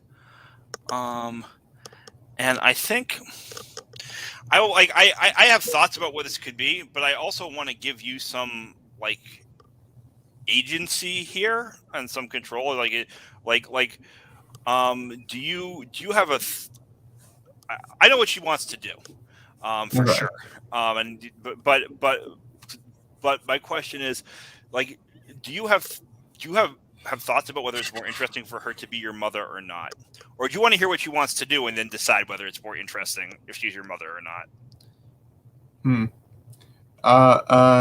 Yeah, I don't know. Sure. What is her plot? So I think like what you can get based on what you described, the sort of research that you described, and I think it's also, if you don't mind me pulling you in a little bit, Sir Kevin, like, I think some of this is you continuing to investigate in the same way that you have been all along. So you're putting together what Shaban has learned from talking to all of these people with your ongoing sort of like very normal stalking and snooping and whatnot, right? And I think what kind of becomes clear, and it's a conversation I think Kevin overhears, that a story you heard from Sir Rodri, and the two things kind of click. Okay. So Sir Kevin, you overhear in the throne room. I think you've described the throne room having like a gigantic version of one of your paintings. Lady Shaban, am I remembering that right? And I think in the throne room, one day of all places, um, you hear the voice of Lady Sarah talking, and you sort of stick your head like through a side door or whatever, and there's no one there, and she's facing the painting, and the painting. How do I describe this? It's one of those abstract, like different shades of black and grays, right, with the sort of forms, and it has an almost kind of like depth perspective to it, right, in these abstract forms, as if these shapes are sort of like in 3D space. Um, uh, um, and and and she's talking to the painting. There isn't anyone responding, but what she's saying is that, as if she's talking to a person, and describing the future, right? Like what a hope, for, and she talks about like words that sort of come out are words like, I mean, there's peace, right? All of these things you might know: peace, rest, victory, right? All of these things that are sort of like, positive outcomes, unity, and you don't. Part of the problem is you're kind of listening through the door, and you don't hear the whole thing. And also, it's a conversation, right? It's not like she's doing her villain monologue where she describes her plan. Right, and also bits and pieces, but also like locations in Clarion Glen, some names, some of which you recognize as older deceased Derricks, some of whom you don't recognize, right? And so you when you sit down to report this to Lady Shaban, she remembers a conversation she had with Sir Rodri. And Sir Rodri, who's, I think, probably your mother's age, right? Because she died young. I think it was probably your mother's age and was like her peer. Remembers that one time shortly after she was raised to be the Lady of Clarion Glen, after your grandparents died. I think your grandmother died, let's say. And they it was like a party, a bunch of their sort of peers. They were never super close, but they got drunk, right? And they were talking, and she was talking about a vision she had for the future. Not like a magical vision, like what her hopes for Clarion Glen to be, like a beacon in the dark, a place where wraith violence, right? The whole problem here, right? The reason you haven't been able to move forward, like, is just because the wraiths are constantly coming, right? And a place where wraith violence would cease to be a problem, right? And where people could live in peace and harmony and unity together. And I think you what sort of clicks for you, Lady Siobhan, is that these two things are the same, right? And that maybe when she was younger, it was, well, we're going to destroy the wraith through military, but somehow or another, either your mother or this warped, I think, or this sort of like warped mirror image of your mother, right? Right, has decided that the way you solve this ongoing problem, right, is to first is to harness the wraiths, maybe, and this is sort of up to you, I think, even become the wraiths, right? And then that kind of the wraiths aren't a problem anymore, and you live here together in Clarion Glen in a place of strength and peace and unity. So it's a vision where everyone is a wraith. So maybe. So that part is, I think that piece is what's a little bit unclear, right? Is everybody a wraith, right? Are the wraiths living in peace? I don't think she. My guess, and I'm sort of stepping out of your character knowledge, I don't think she knows, right? Right. I think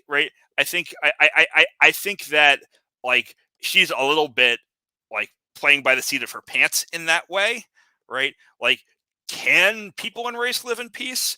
Or do all the people have to become wraiths before they can live in peace? I don't think she knows. I think she's open to that as a possibility, but it's not necessarily the goal.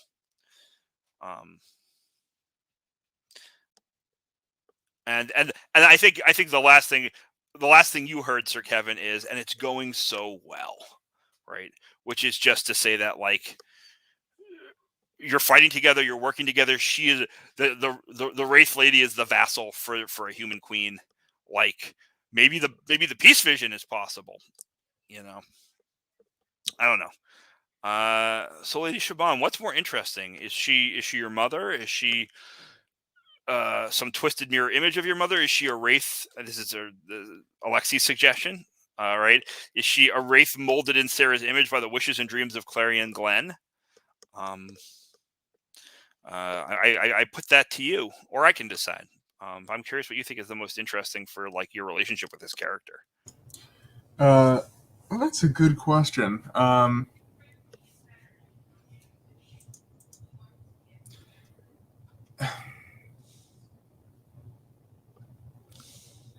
mean, I think it's totally appropriate if we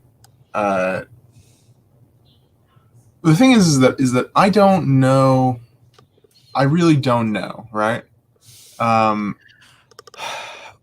here's, maybe let's put it. Maybe what you learned from this project is that it doesn't matter. Yeah, well, that's what I was gonna say. Right? Is that where you're going with it? It was the one. It doesn't really. I think. I don't know if there is really a clear way, I think, for Siobhan to figure out exactly, like, what process of events, right, led from Sarah Derrick to Wraith Sarah Derrick, right? Especially given that it's medieval times and all. So I think that bit of information might just be sort of unmeasurable, right?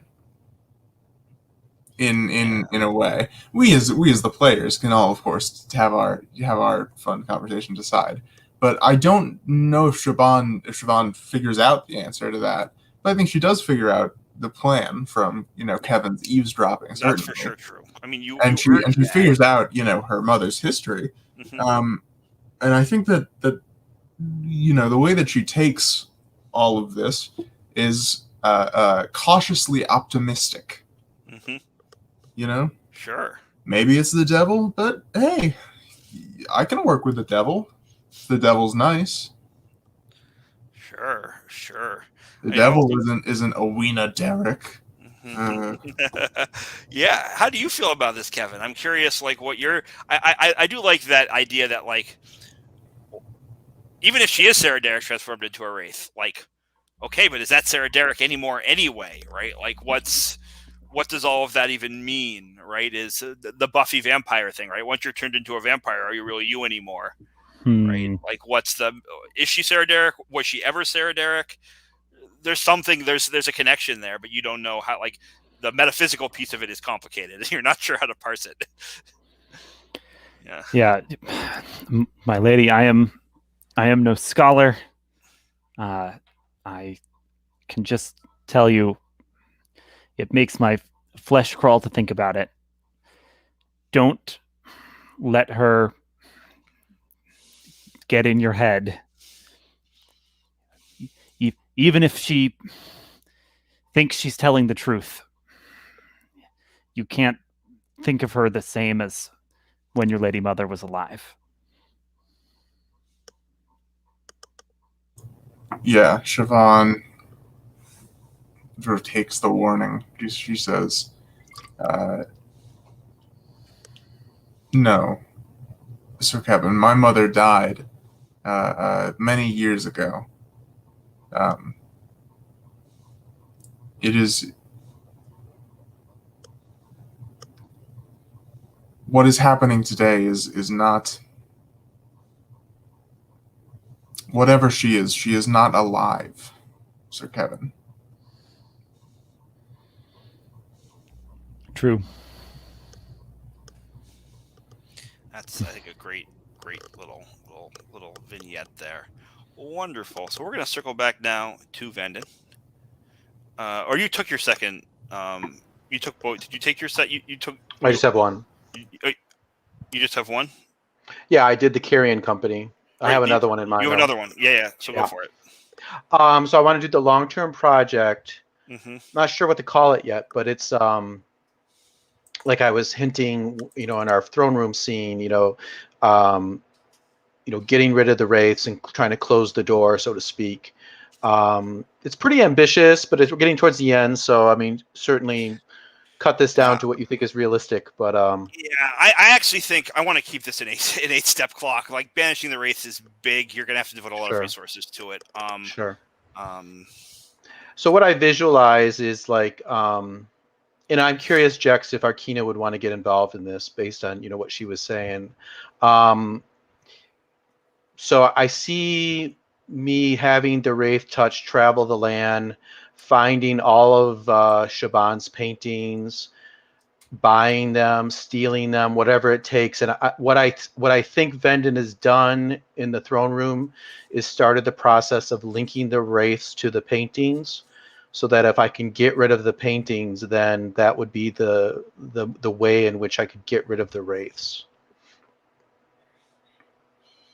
Yeah, I mean, I think you know what? Actually, I think I misunderstood you. So we can make this a 6-step clock. You're not trying to banish every wraith from the Kingdom of Dol. You're trying to get rid of this particular group of wraiths. Yeah. So that could be a 6-step clock.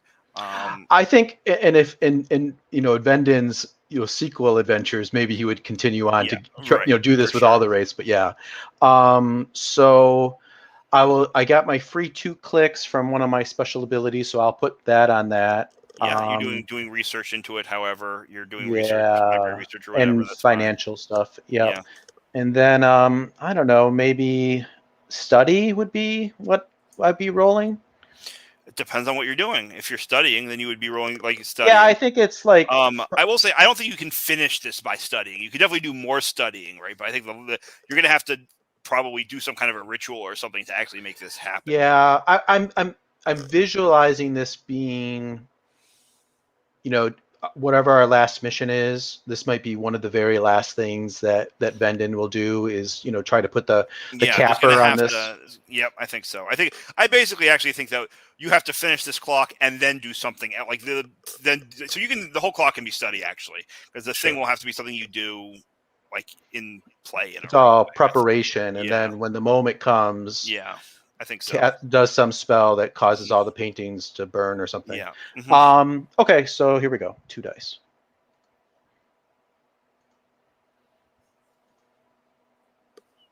Ooh, that's a crit. That's a crit. So you get, I think a crit gets you 5, which And then I finishes get- off the project right. for you. Boom. Boom. All right. Yeah. Love it. Great.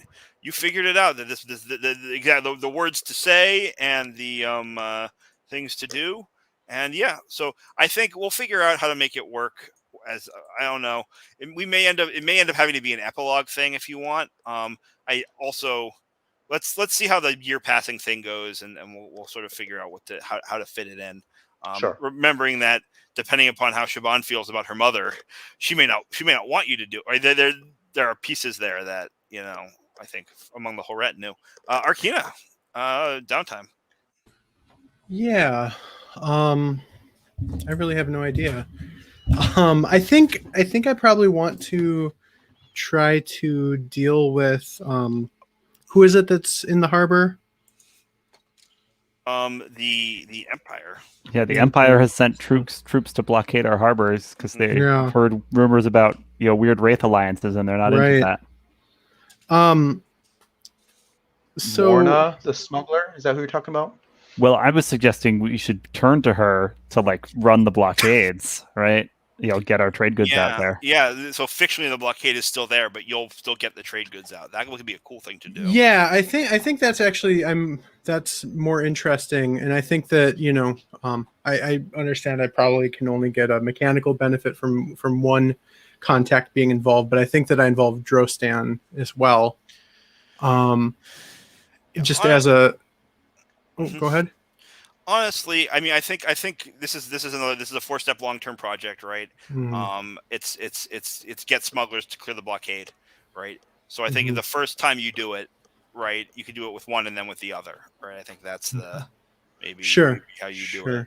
But I mean, in terms of the mechanical benefit, you can have it, fictionally one and the other. But the first meeting can be with both of them for sure. Mm-hmm. Yeah, and so I think initially. Oh, I wonder if there's a scene where I'm talking with or maybe I'm talking with Bera about what we should do about this blockade, and Bera is actually the one that suggests that we don't bother trying to fight them off, that we just right, or convince them not to hate you. right. Okay, yeah. So I don't know. What action am I doing? So, I mean, you tell me, what are you doing in the fiction? Is this about convincing Morna to do it? Is it about Morna being a Morna just gathering resources? What's or is it just is it plotting the routes? It could be survey, it could be sway, it could be. You probably don't have to convince Morna because she's your friend. So I think it's right. Yeah, I think either prowl for actually doing some of it, or I don't think I've ever rolled ride. Maybe I'm have to ride out to get something in a timely manner to make this happen, or I'll let you be scouting the land routes, right, to get to the secret cove or whatever by ride, because why not? And what's the benefit of having a contact involved again? I think it pushes the effect. Okay. Mm-hmm. Okay. Cool. I don't know if that's technically right, but I think that makes sense here. Yeah, it makes sense. Okay. All right, so I'm gonna roll one die.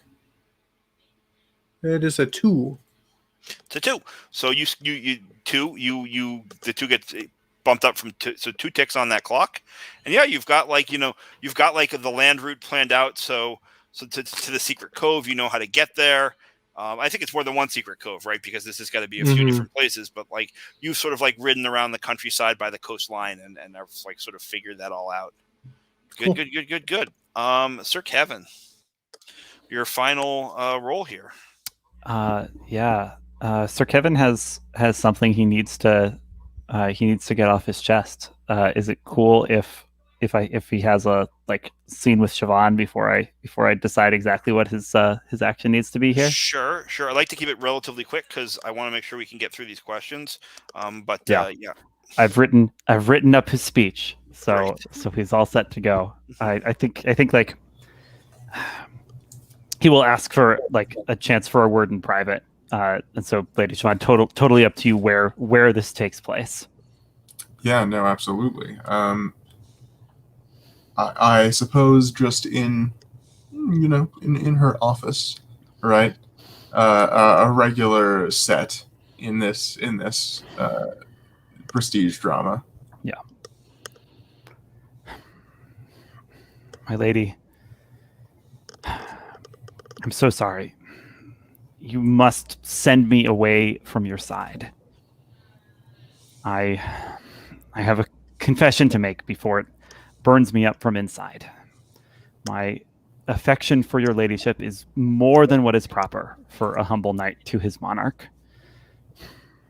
For too long I cherished a fond hope that I could somehow... But no more.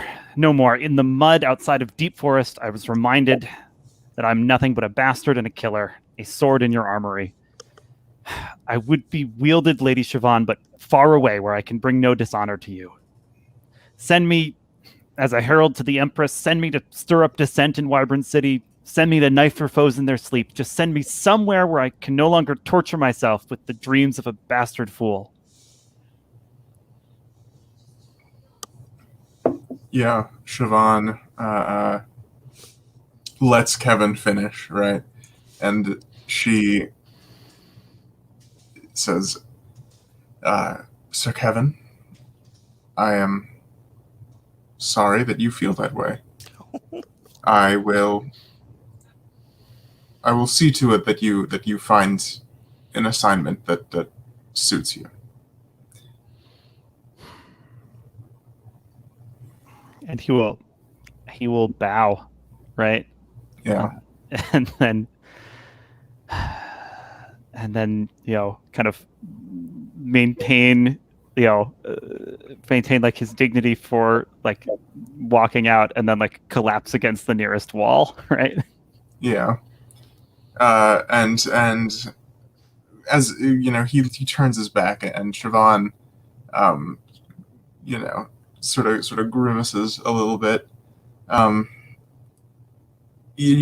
think she's known for a while that Kevin is obviously head over heels for her, but she was hoping that she could skate by to queenship, and he would be nobly killed or something, and no one would have to worry about it. But yeah, she's a big girl. She has to be queen, and sometimes a queen has to dismiss a young knight who's in love with her. Send him on a nice vacation. Where do you send Sir Kevin? Well, that's a great question. We're gonna have a year. Exactly. So I'm leaving my like interim fate totally in your hands, right? One thing to say is that there is a mechanic for reducing Imperial ire that involves going to be an emissary to the Empress. Oh, cool. I mean, if we want to do that with Sir Kevin, like as long as we say that he does come back at the end of the year-long jump, right? I'm totally cool with engaging that mechanic. Are you cool with that, Siobhan? It's an important job. Yeah, right? totally. The only way to decrease imperial ire is to gain an audience in the Empress's court and ask for forgiveness. One member of the retinue must volunteer to submit themselves to the Empress's mercy. The Empress will judge you for the disruption of her peace and issue a sentence. Oh, nice. And with one, so the sentence will be one level higher if the PC is lowborn. It will be one level lower if the Empress is offered a gift, which is 2 times the ire level in coin, which you have. But the one ire sentence is a season of service, which I think is actually fictionally very appropriate here, right? And you can sort of decide what the Empress sends you off to do. Maybe it's fight wraiths in some far part of the Empire. Yeah, I love this as a setup. Like, we're saying like one season of this TV show like ends with Sir Kevin like going off, and then after the next season starts after the time jump, and he's been having these like incredible Imperial adventures. Oh, this is a cool thing. Apparently, the Empress's sentence will often include service on the Lost Isles. One time, city-states now completely lost to wraiths. The Empress Of course. is slowly reclaiming these cities, but the toll on those sent there is immeasurable. Right? What better way to prove that you're not like in it with the wraiths? And then after sentence is issued, all is forgiven. And there's a fortune roll you can do for it. 1 to 3, you are wraith touched to mark a scar. Beautiful. 4 to 5, sir, without incident. 6 +1 stats with the faction you fought alongside, and critical +3 renown and +1 stats with the faction you fought alongside. Nice. So I don't know if you want to do that, but we could make that roll at the end of the year. Okay, yeah, that's separate from the. So that's a sort of separate mechanic from downtime action. Yeah, that's just like I think if that's what you do, right, it would be like your PC being dismissed. Like a season is 2 sorties, Mm-hmm. right? So it would be probably like as if you had overindulged and need to be away for a little while, but instead, but since this is a year, it's 4 seasons, right? You can do this and still. Yeah, absolutely. Can I? So for my downtime action, maybe I'll just still take do your downtime action. Yeah, absolutely. Maybe I'll just do a quell unrest for downtime action, just to kind of like hypothetically, if I've gone off, to like do Imperial service, maybe I'm sending letters home, and like they're like kind of thrilling enough tales, true or false, that it like creates goodwill within Clarion Glen. Is that Sure. cool to roll things together like that? Yeah, I think that's fine. Yeah. All right. So what's a good? I guess I'm. I guess I'm quelling unrest maybe with skirmish and reports thereof. Sure. All right. One of those is a 5. Fantastic. So when you quell unrest, a 5 clears 2 unrest. Yeah, and I think you're like, I imagine that like, they're not. It's not like broadsides, because there's no printing press here, I don't think. But like, there's like ballads, like you write these letters. Someone sets it to music, and it becomes right. a song that people are singing. Right, ballads of the heroism of Sir Kevin and the Lost Isles. Wonderful. Okay, so let's take 5, and then at 20 past, we'll come back and we'll start looking at this time passes thing. All right.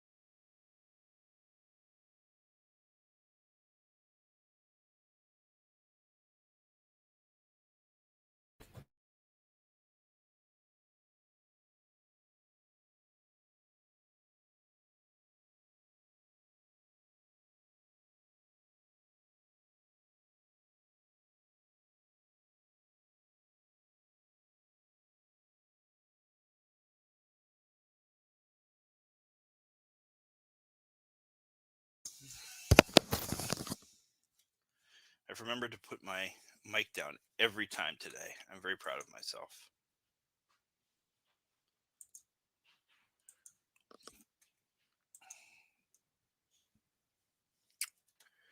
I'm going to do this for you.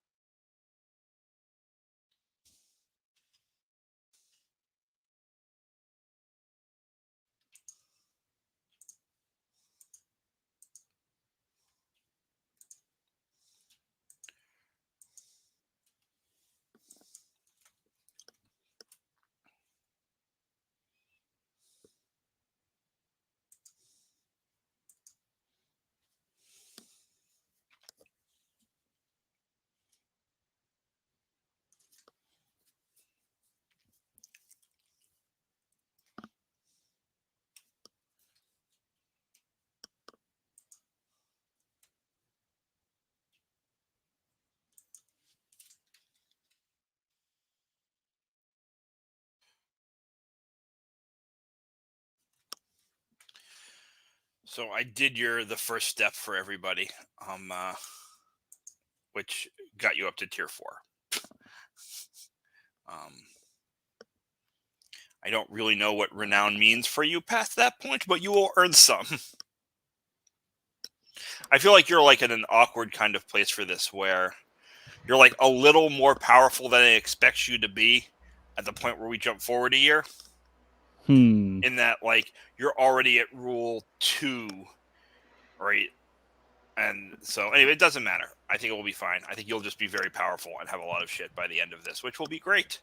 What are the requirements before we can try to seize the crown? There's like a set of things we need. The end game requirements are you must meet 2 of the 3 criteria. You must be tier 3 or higher. You must rule at least 2 provinces, which, by the way, you already do. Right. I mean, just by doing the tiering up that you get from advancing, like you're in a position to win the end game. And the third one is you must have +2 status or greater with the Empress. You don't have it. We haven't really engaged with the Empress, so we haven't decided what status you have really. Given the ire, my guess is it's probably like 0 or -1. With all the wraith stuff, I think that's reasonable. But it's also, you don't need it to get to the end game because you have the other 2 requirements. So, I think then you need to do a sortie that like fictionally gets you control, and then there's like a coronation roll that determines like what happens once you rule. So we'll figure that out next session. All right. So I'm going to share my screen as we go through this so that we can look at stuff together. So I did the first part already, which is they gain 16 renown and note your new tier. It actually got you exactly to tier 4. So I took the tier, and your renown tier is now empty. Your renown thing is now empty. So the next step is gain a new vassal of a lower tier, not in the capital province. And I think what we're going to do is I'm sort of like going to go around and like ask individual players to sort of answer some of these questions and fill out the fiction with how we got there. But other people should feel free to pipe in if they have ideas. But I think so let's cut over here to look at the map for a second. And I'm curious, Arcana. So you currently control these provinces and have vassals, but you also have no direct holdings at the moment, which is interesting. So I'm curious, what's the next location you think you take? You can look also at the faction list, tells you the tiers of all the holds. Okay. It might be a better place to look, actually. Yeah. Is in the faction list, but you're at tier 4, so really basically anyone except for Owena Derek you could vassalize here.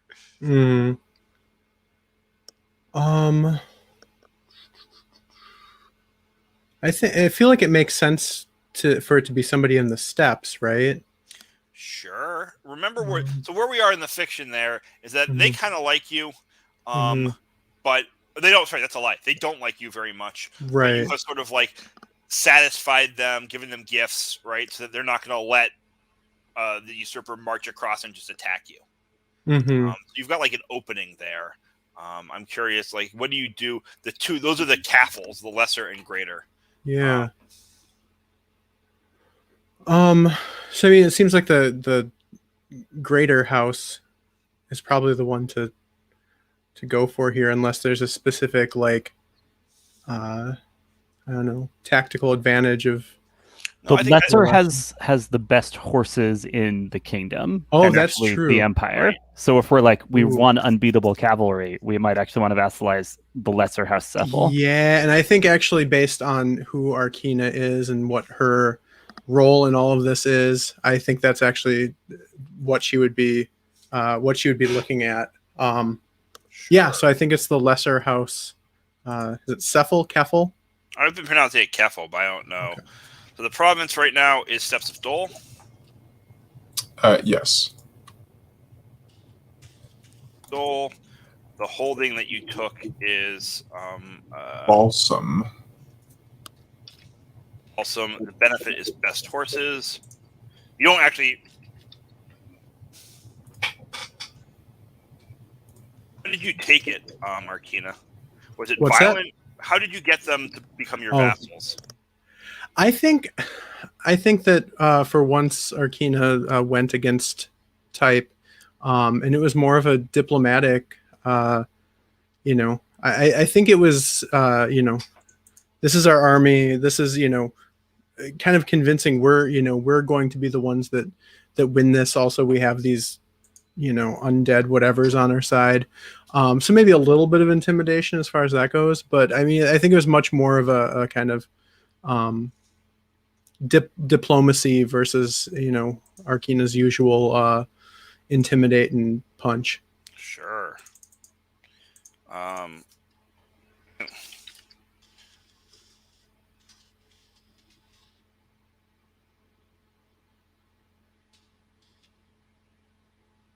Should have done this beforehand. I'll refill this in better during the week, but I just want to. So you take -1 staff with a new vassal, gain renown equal to your vassal's tier, and note any changes to your rule and tier. So there's no changes to your rule or tier, but you have renown equal to you get an extra 2 renown, which again I don't know how much of that matters.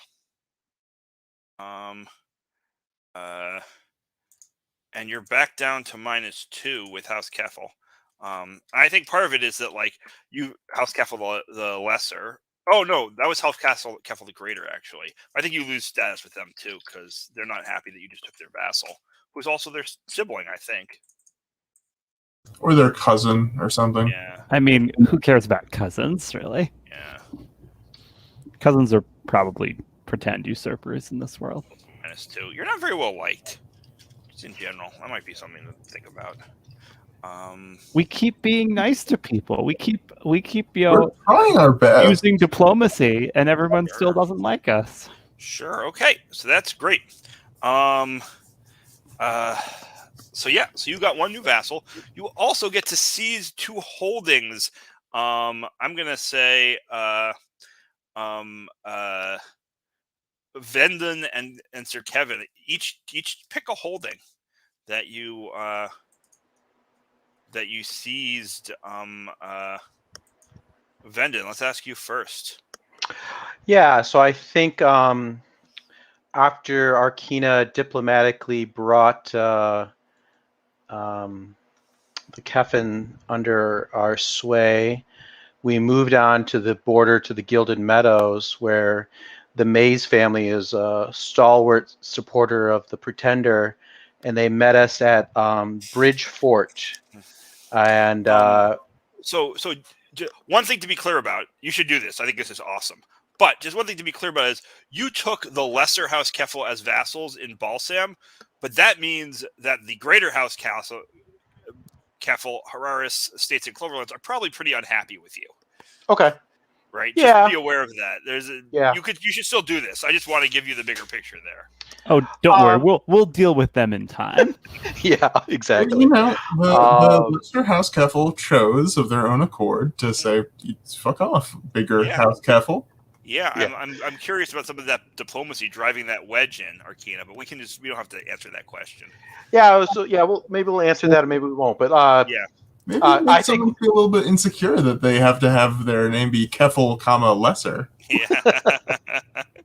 Sure. Anyways, go ahead, Vendon. So I see the Maze army across the river from us, lined Yeah. up in an indomitable position, and in the sun is just rising in a misty dawn, and they think they have us, but then our army of wraiths come up out of the water and overrun them, and we seize the bridge fort. So you see it from House Cath. Right. Right. That's fine.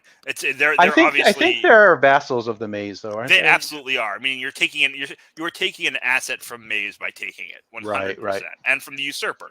But remember that one of your vassals is Talfrin Cath's lover, right? Iron Maze, who now her relationship is complicated. Yeah. Yep. Very, very good. Okay, so we're gonna add again. I'm not gonna fill out this whole thing now, but I just want to add Bridgefort here. That's the one that you took. And You it hold sounds that like we're directly now. holding that directly. Yeah. Yeah, there weren't many live people there once they were done with them. So Yeah, and Sir Kevin, what's the second one that you take? You seize.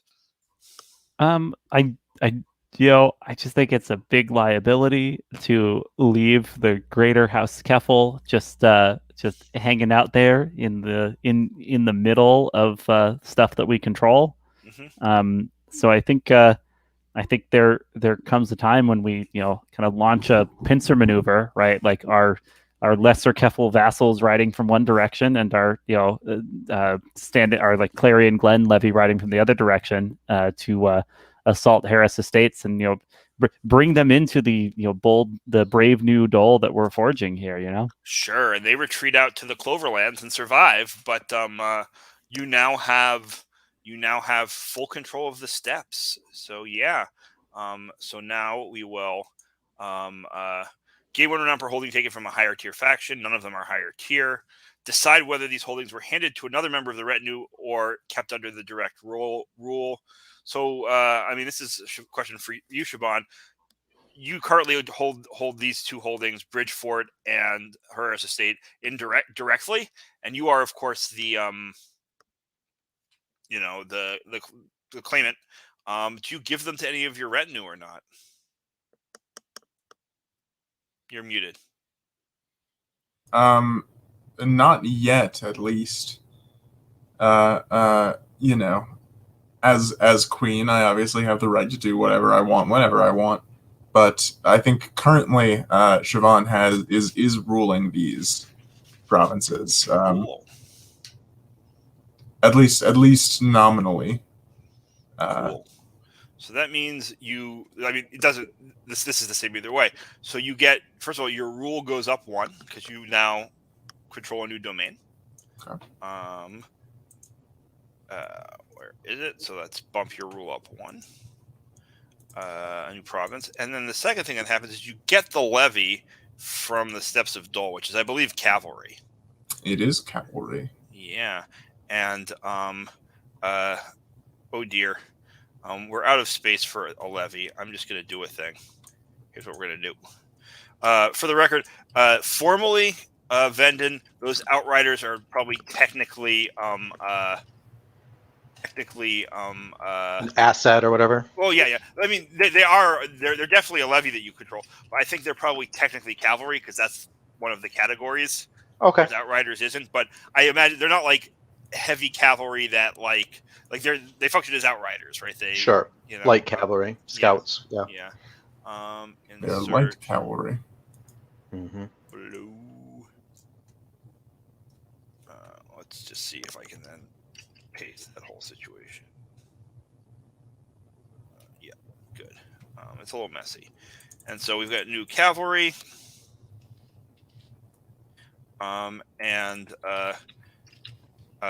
Sir Kevin, since you sort of chose that province to take, please feel free to add edges and flaws, and if you want to name any members of the cavalry.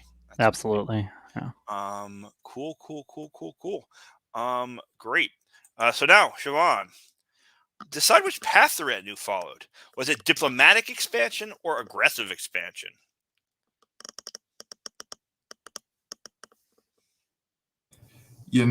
I think that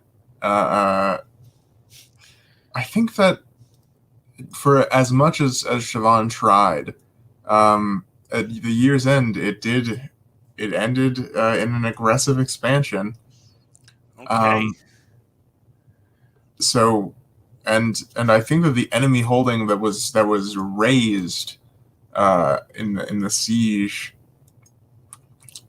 I think, unfortunately, it was the Mays estate. Hey! Can we not though? Because I really want to. Oh, we're not gonna. Okay, no. I mean, Sorry. I don't know. I don't want to take that away because I like that, but also like it's pretty central to. No. Martina's Yeah, endgame Well, stuff. so we'll back up a little bit. can I put a suggestion in? Yeah. Which maybe Arcana. It will depend on what you. Tell me if you're comfortable with this, Arcana. Let's put it this way. So, mechanically, you destroy the Maze estate, right? Which is, it's not a holding that can be held anymore, right? And the mazes are sort of displaced from that place. But, at the same time, they're obviously still around.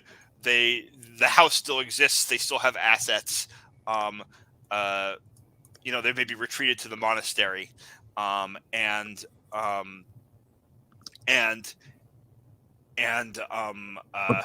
actual farmland has been, salted by the whatever army. it is, right? But there's still like fictional space for you to play there, unless what you want is for there to be it's for the battle for the Maze estate to be something that we put the camera on in the sort of the last sortie. In which case, I would say we shouldn't destroy it now. Yes. But I feel like we could. All of the drama stuff that I think you probably still want can still happen, even if and maybe even with higher stakes, right? I'm okay with that. I just like salting their fields was literally my belief or whatever from the start. I mean, you can do it, right? I mean, Mhm. if you want to tell us how that, Arcana leads the troops. yeah, if you want to talk to the us Maze. about what that looked like. Okay, yeah, and I'm sorry, I don't want to be too. I don't know. I don't mean to. No, you're take not. too much of. This is a 100% reasonable request. Yeah, You're the vengeant, right? This is about your vengeance. So it's you have cool fictional control over what happens here. I 100%. think it is 100% fair for you to ask for that, and you've got it.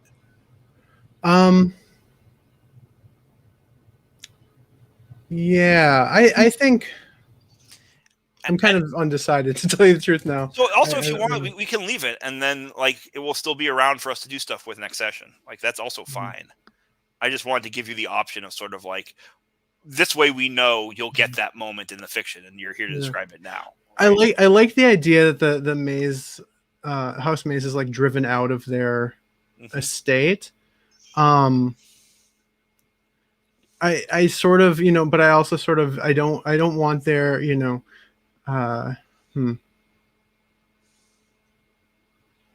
Yeah, no, I'm okay with that, I think.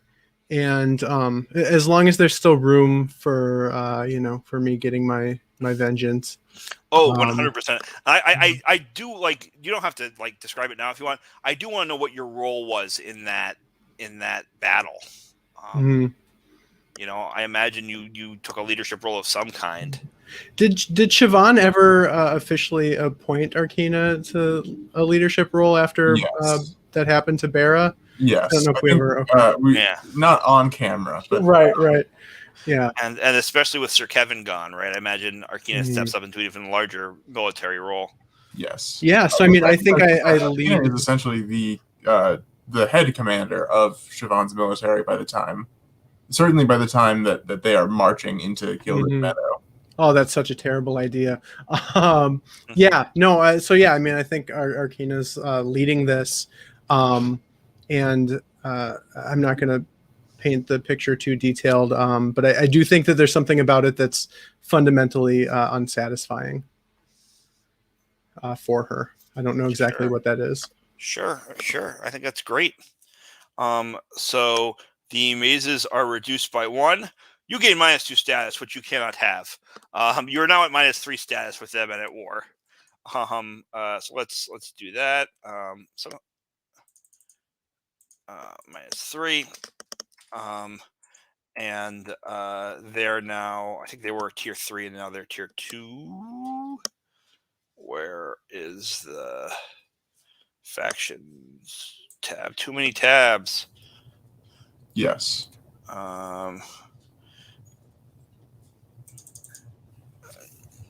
They are reduced to tier 2.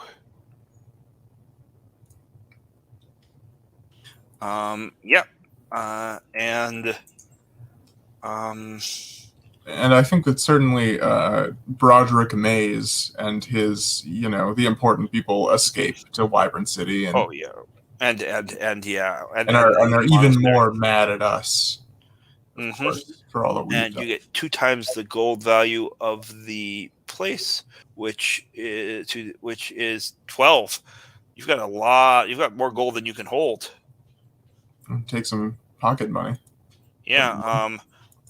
1, 2, 3, 4, 5, 6, 7, 8, 9, 10. There's 2 gold that should go into someone's pocket, or you could each take 1. How about everyone just take 1 gold?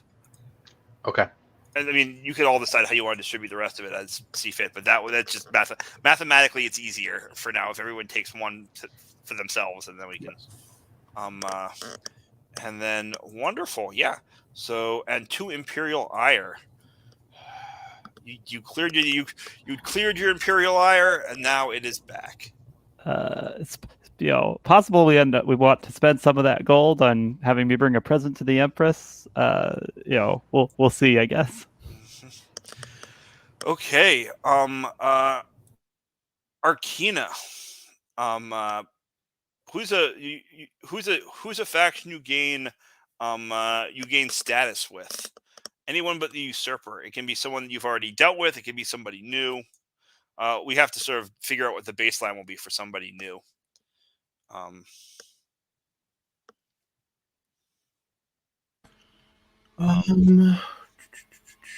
Might be a good idea for some race to like you better. Just a thought. Yeah. Yeah, I think that's actually what it is. And I think part of it is that like I'm including, there are wraiths now, marching with us. There's wraiths riding with us that are, going out on all of these little kind of, other sorties that aren't really happening on screen.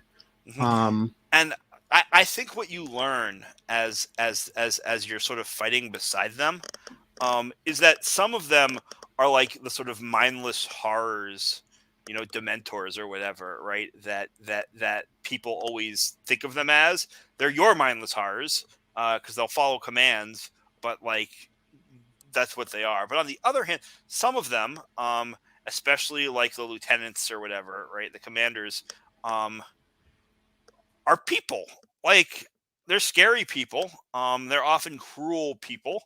But they're people. They want things that are individual, right? 1 or 2 of them, perhaps like of an evening, tell you tales from before they were wraiths. And they're always kind of through a funhouse mirror stories, right?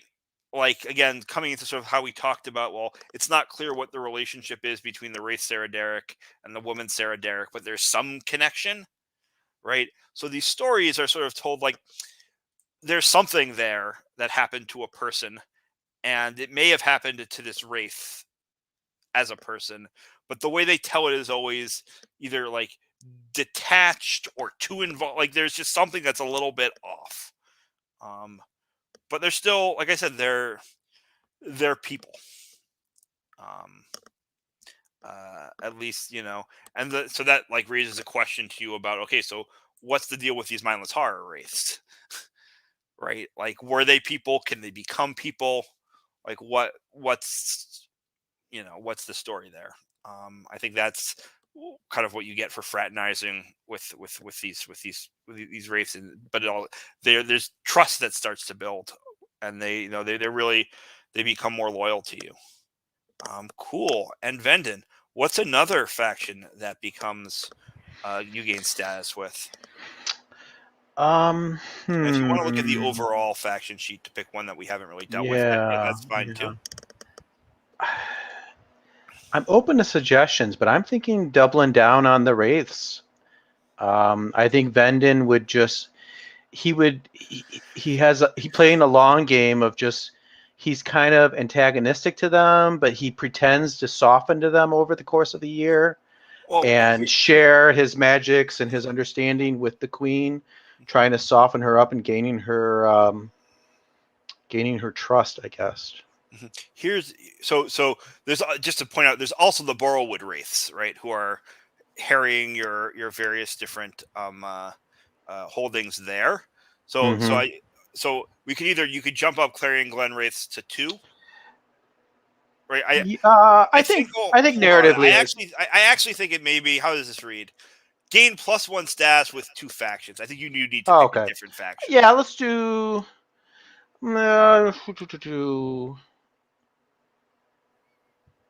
Let me think for a moment. I also want to see what allied. Who else was interesting that we've played with so far that we might want to improve? How about Fan's mom? What faction was that? I forget. That was House Bloden, and that will make you allied with them also. Yeah, let's do that. Not House Bloden, sorry. They're House Gwenin. No, that would just get you up to 0. Yeah, I think Vendon will have spent time with them, enriching their coffers and whatnot. Sure. And they're traders, so TRADERS, not traitors. So they like that for sure. Sounds good. I just want to see one thing. Vassals. I don't know if this book talks about war. I'll check for it later. Okay, cool. Check to see whether you're at war or allied. Yes, you are allied with House Hedden, and you are at war with House Maze. So good. Now we get to each player. So let's start with. I'm going to start with the claimant, and we're going to finish with Sir Kevin, I think. Lady Siobhan, mark 1 scar. And you may mark a second one to mark another action rating or special ability.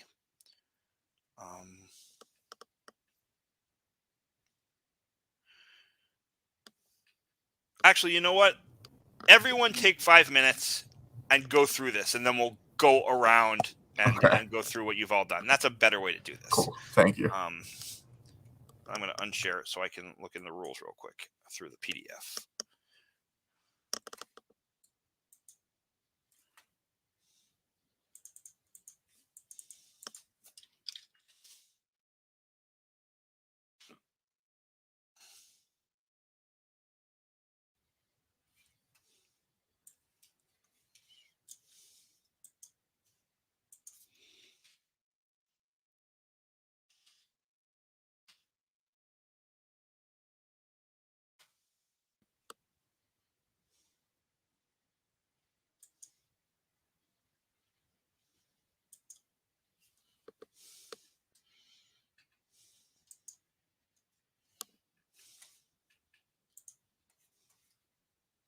When you're ready, just write in the chat, ready.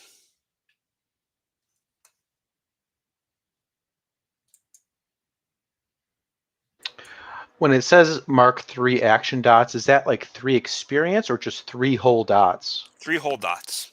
Oh, okay.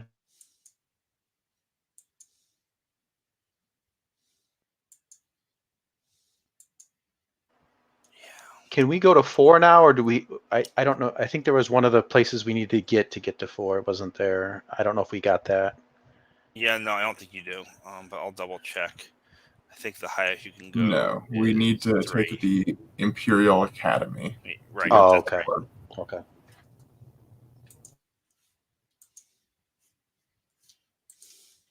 I can imagine a game of this, where like you do a lot of like city war. Instead of marching across with a giant army, you like take have your infantry be like, I don't know, anti-insurgency troops or whatever, and you like sneak across and like take individual holdings in Wyvern City. That would be a very different campaign.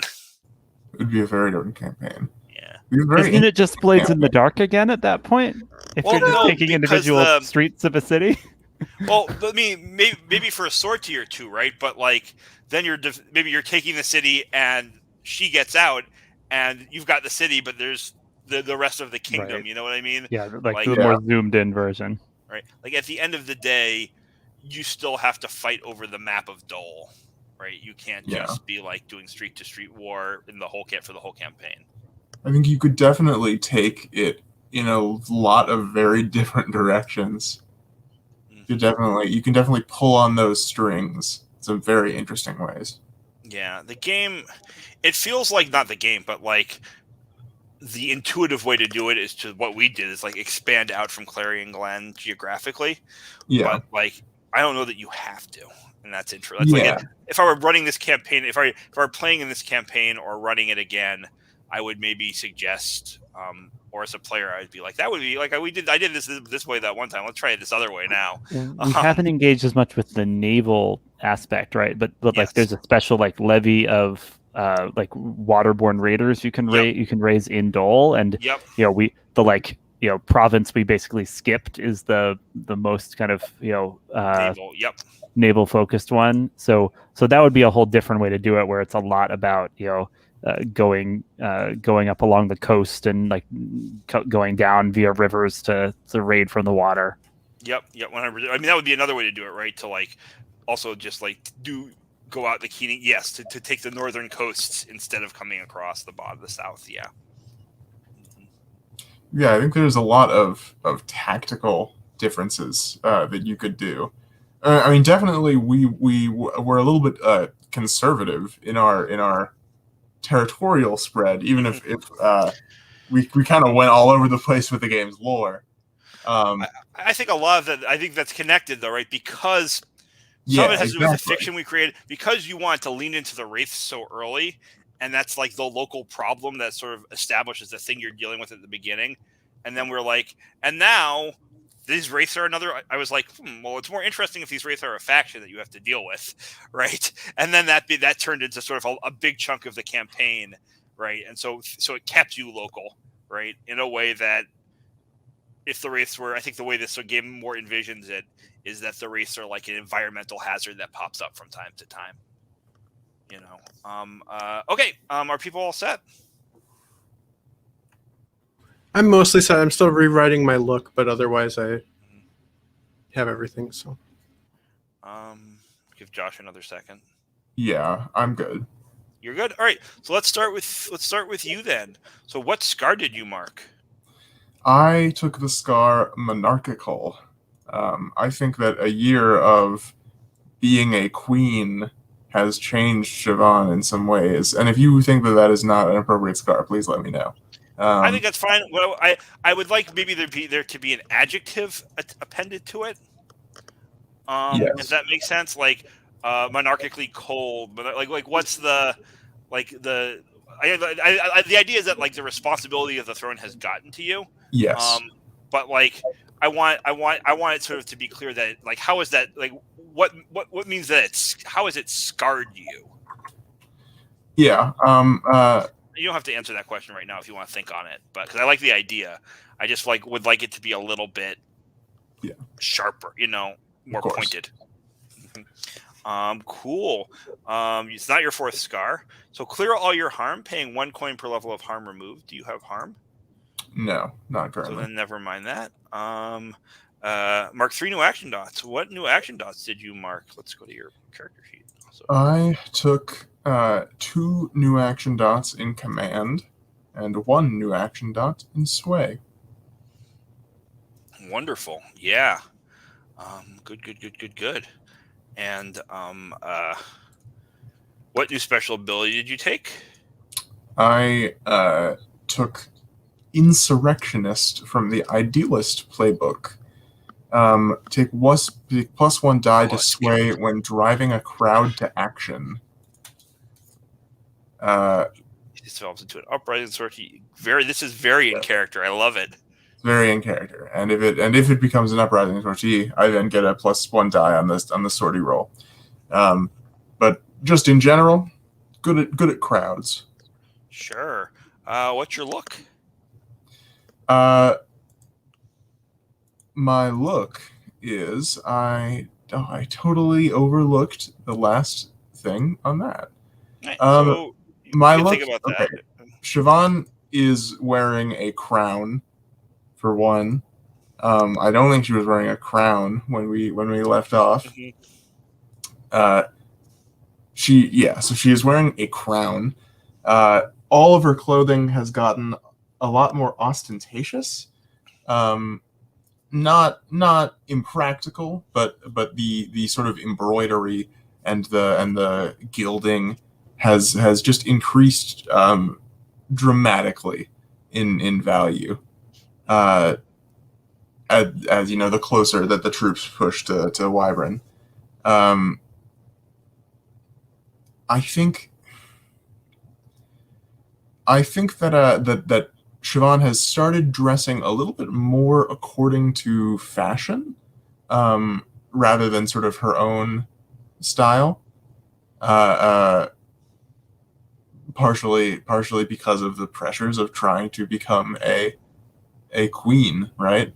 She has advisors now. She has more advisors now that are pushing wardrobes on her, and she has started to sort of go along with that. Very cool.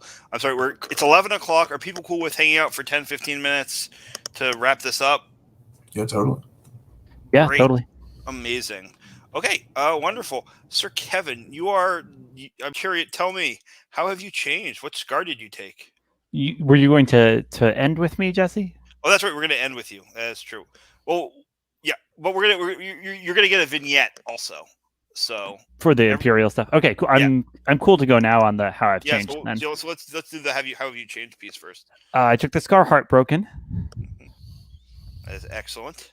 Yeah, seemed appropriate. I took the new special ability Bodyguard. I spread out some action dots, so I've got 1 in Survey and 1 in Prey and 1 in Sway. Mm-hmm.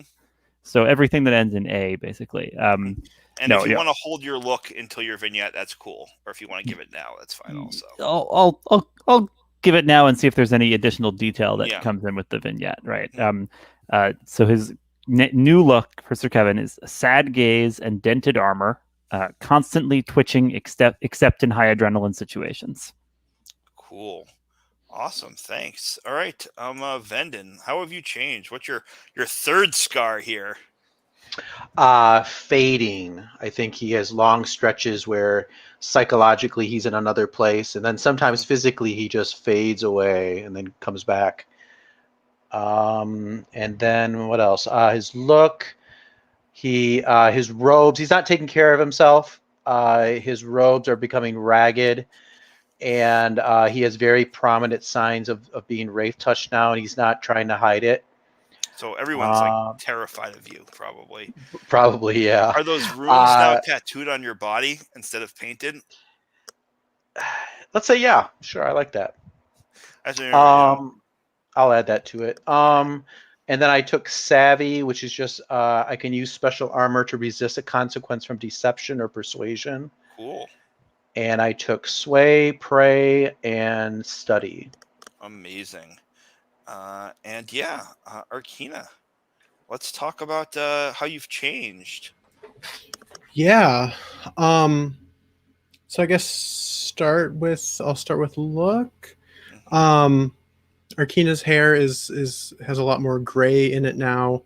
I think one thing that people see if they see her outside of her armor is that she has a lot of just kind of scars from cuts and blows and stuff all over her arms and then probably a lot of her body. And before, where she was unsmiling, now she has a tendency to smile inappropriately, laugh at things that aren't funny, or that are horrible, right? I took the scars reckless, and I also was going to do heartbroken, but then Kevin took it, so I took shattered. But same idea. I think that I caught feelings for Fan, and that's what ended things there. Yeah. What else? And I took the extra scar so that I could take another ability. So the abilities that I picked were Vanguard. When you command a cohort in combat, they continue to fight when they would otherwise break. They gain +1 effect and 1 armor. And then from the Outlaw playbook, Sharpshooter, you can push yourself to do one of the following: make a ranged attack at extreme distance, or unleash a barrage of rapid fire to suppress the enemy. Amazing. And then action dots, I put 1 in Survey, 1 in Finesse, and no, that's not right. I had Survey already. I put 1 in Finesse and 2 in Sway. Cool. Yeah. Cool. Okay, so that is everybody so far as the sort of playbook changes. So now each player gets to offer a brief vignette, and what I want to do is I think we're gonna sort of let's. Are you okay starting, Arkina? Sure. Yeah. Yeah. So we'll snake back in the opposite direction, but then finish with Sir Kevin. Mm-hmm. Yeah. So I mean, I think that why am I blanking on it? Sorry, 1 second. I think I don't know why I'm blanking on this. Where's Fan from again? Buckthorn. Buckthorn, that's right. Okay. I think that, it's sort of me like passing back through with this levy of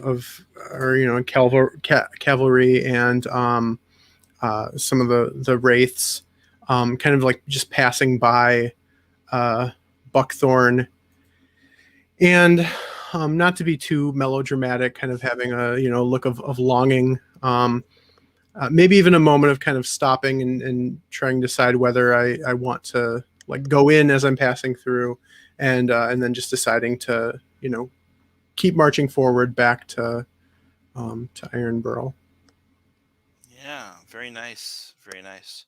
Vendon, how about a quick vignette of just something that happened during the year that's sort of like indicative of where you're at? I think, like you're saying, he's a scary figure, and his infamy has traveled through the lands, and he uses that to his advantage to break the spirit of any armies that stand before us. And we see him walking, across a field towards an army, and there's shots of the soldiers on the enemy lines starting to quiver and break, because they know what's coming behind him.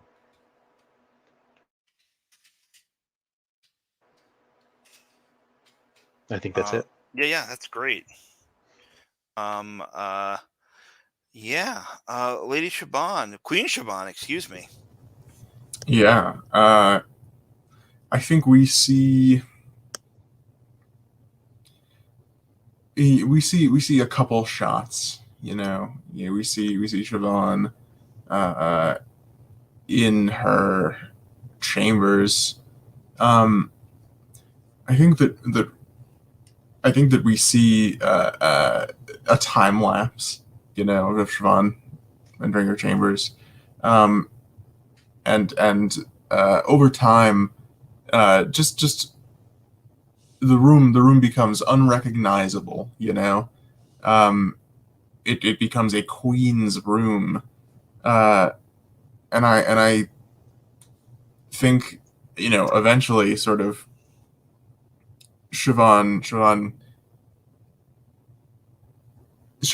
enough time has passed. Siobhan has become the person that she is today. The person that she is a year from all of this. This distant, powerful person, and she leaves the room that has changed so much, and the hustle, the crowd that immediately just fills. Probably we're at like we're at Tower Bridgefort. Probably, this scene takes place in Bridgefort. And Bridgefort is full of levies. It's full of armed men. The Derrick banners are hanging, and it is just a unthinkable scene from a year before. Yeah, very nice, very nice. And finally, Sir Kevin, why don't you tell us about your time on the Lost Isles? Yeah. And then I would love for the last scene here to be maybe with the whole retinue, Sir Kevin's return, and then we can close out there.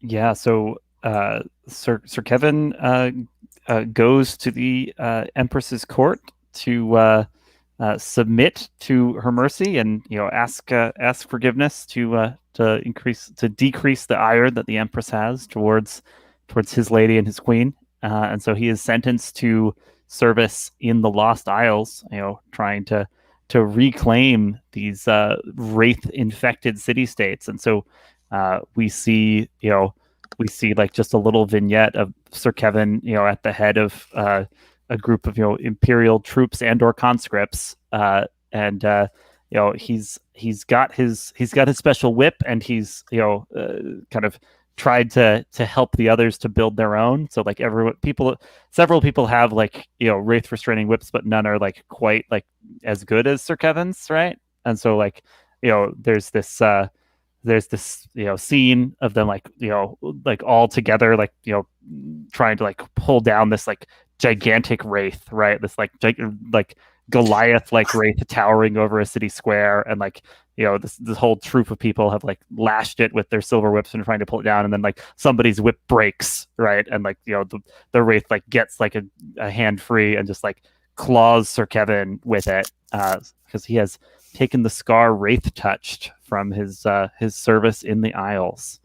Yeah, I think just similar to Arcana, I think because you're there fighting against wraiths, among wraiths, in a place that is inhabited almost entirely by wraiths. Right? I think in the same way, but also very different because you're fighting them, right? Mm-hmm.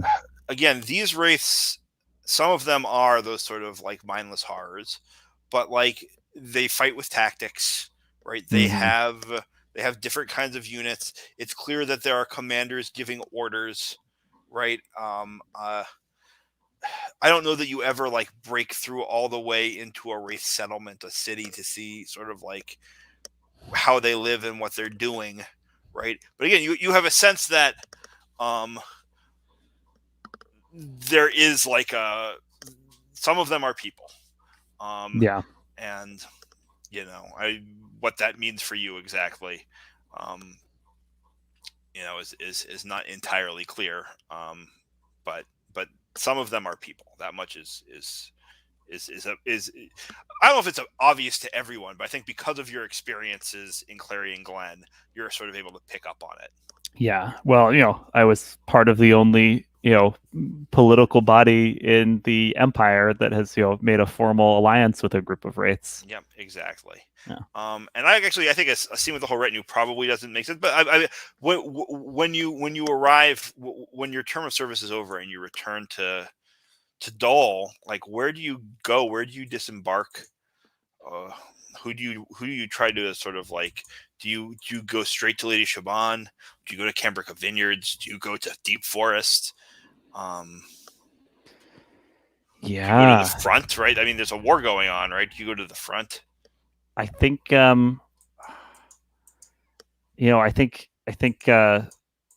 probably we see like the ship sailing away, and then Sir Kevin having arrived at the port near Ironborough, and then he sets off riding and just rides right past Ironborough because he knows that he's needed at the front. Yeah, I think that's good. Wonderful. Let's do end of session. Everyone just got a bunch of stuff, but they're now also going to get some XP. So we'll start with you, Josh, Lady Siobhan. Did you address a challenge by following the counsel of your retinue? Actually, no. I kind of deliberately ignored their counsel. Sure. Okay. Did you ask a member of your retinue to take a risk or make a sacrifice? Yeah. Demand. Yeah, that's fine. Did you make sacrifices to fulfill a promise to an ally or vassal? I did go along with your plan for the fake submission. That is true, Arcana. Yeah, take that XP. Did I make sacrifices? No, not really. I would say that you made a whole. You gave Ironborough. Oh, that's true. I did literally give away all of Ironborough and my direct holding over my own thing. It was very big what you gave that up. Counts. Mm-hmm. Did you express your background or scars? Yeah. Also, everyone should rewrite their beliefs and drives if they think they've changed over the year.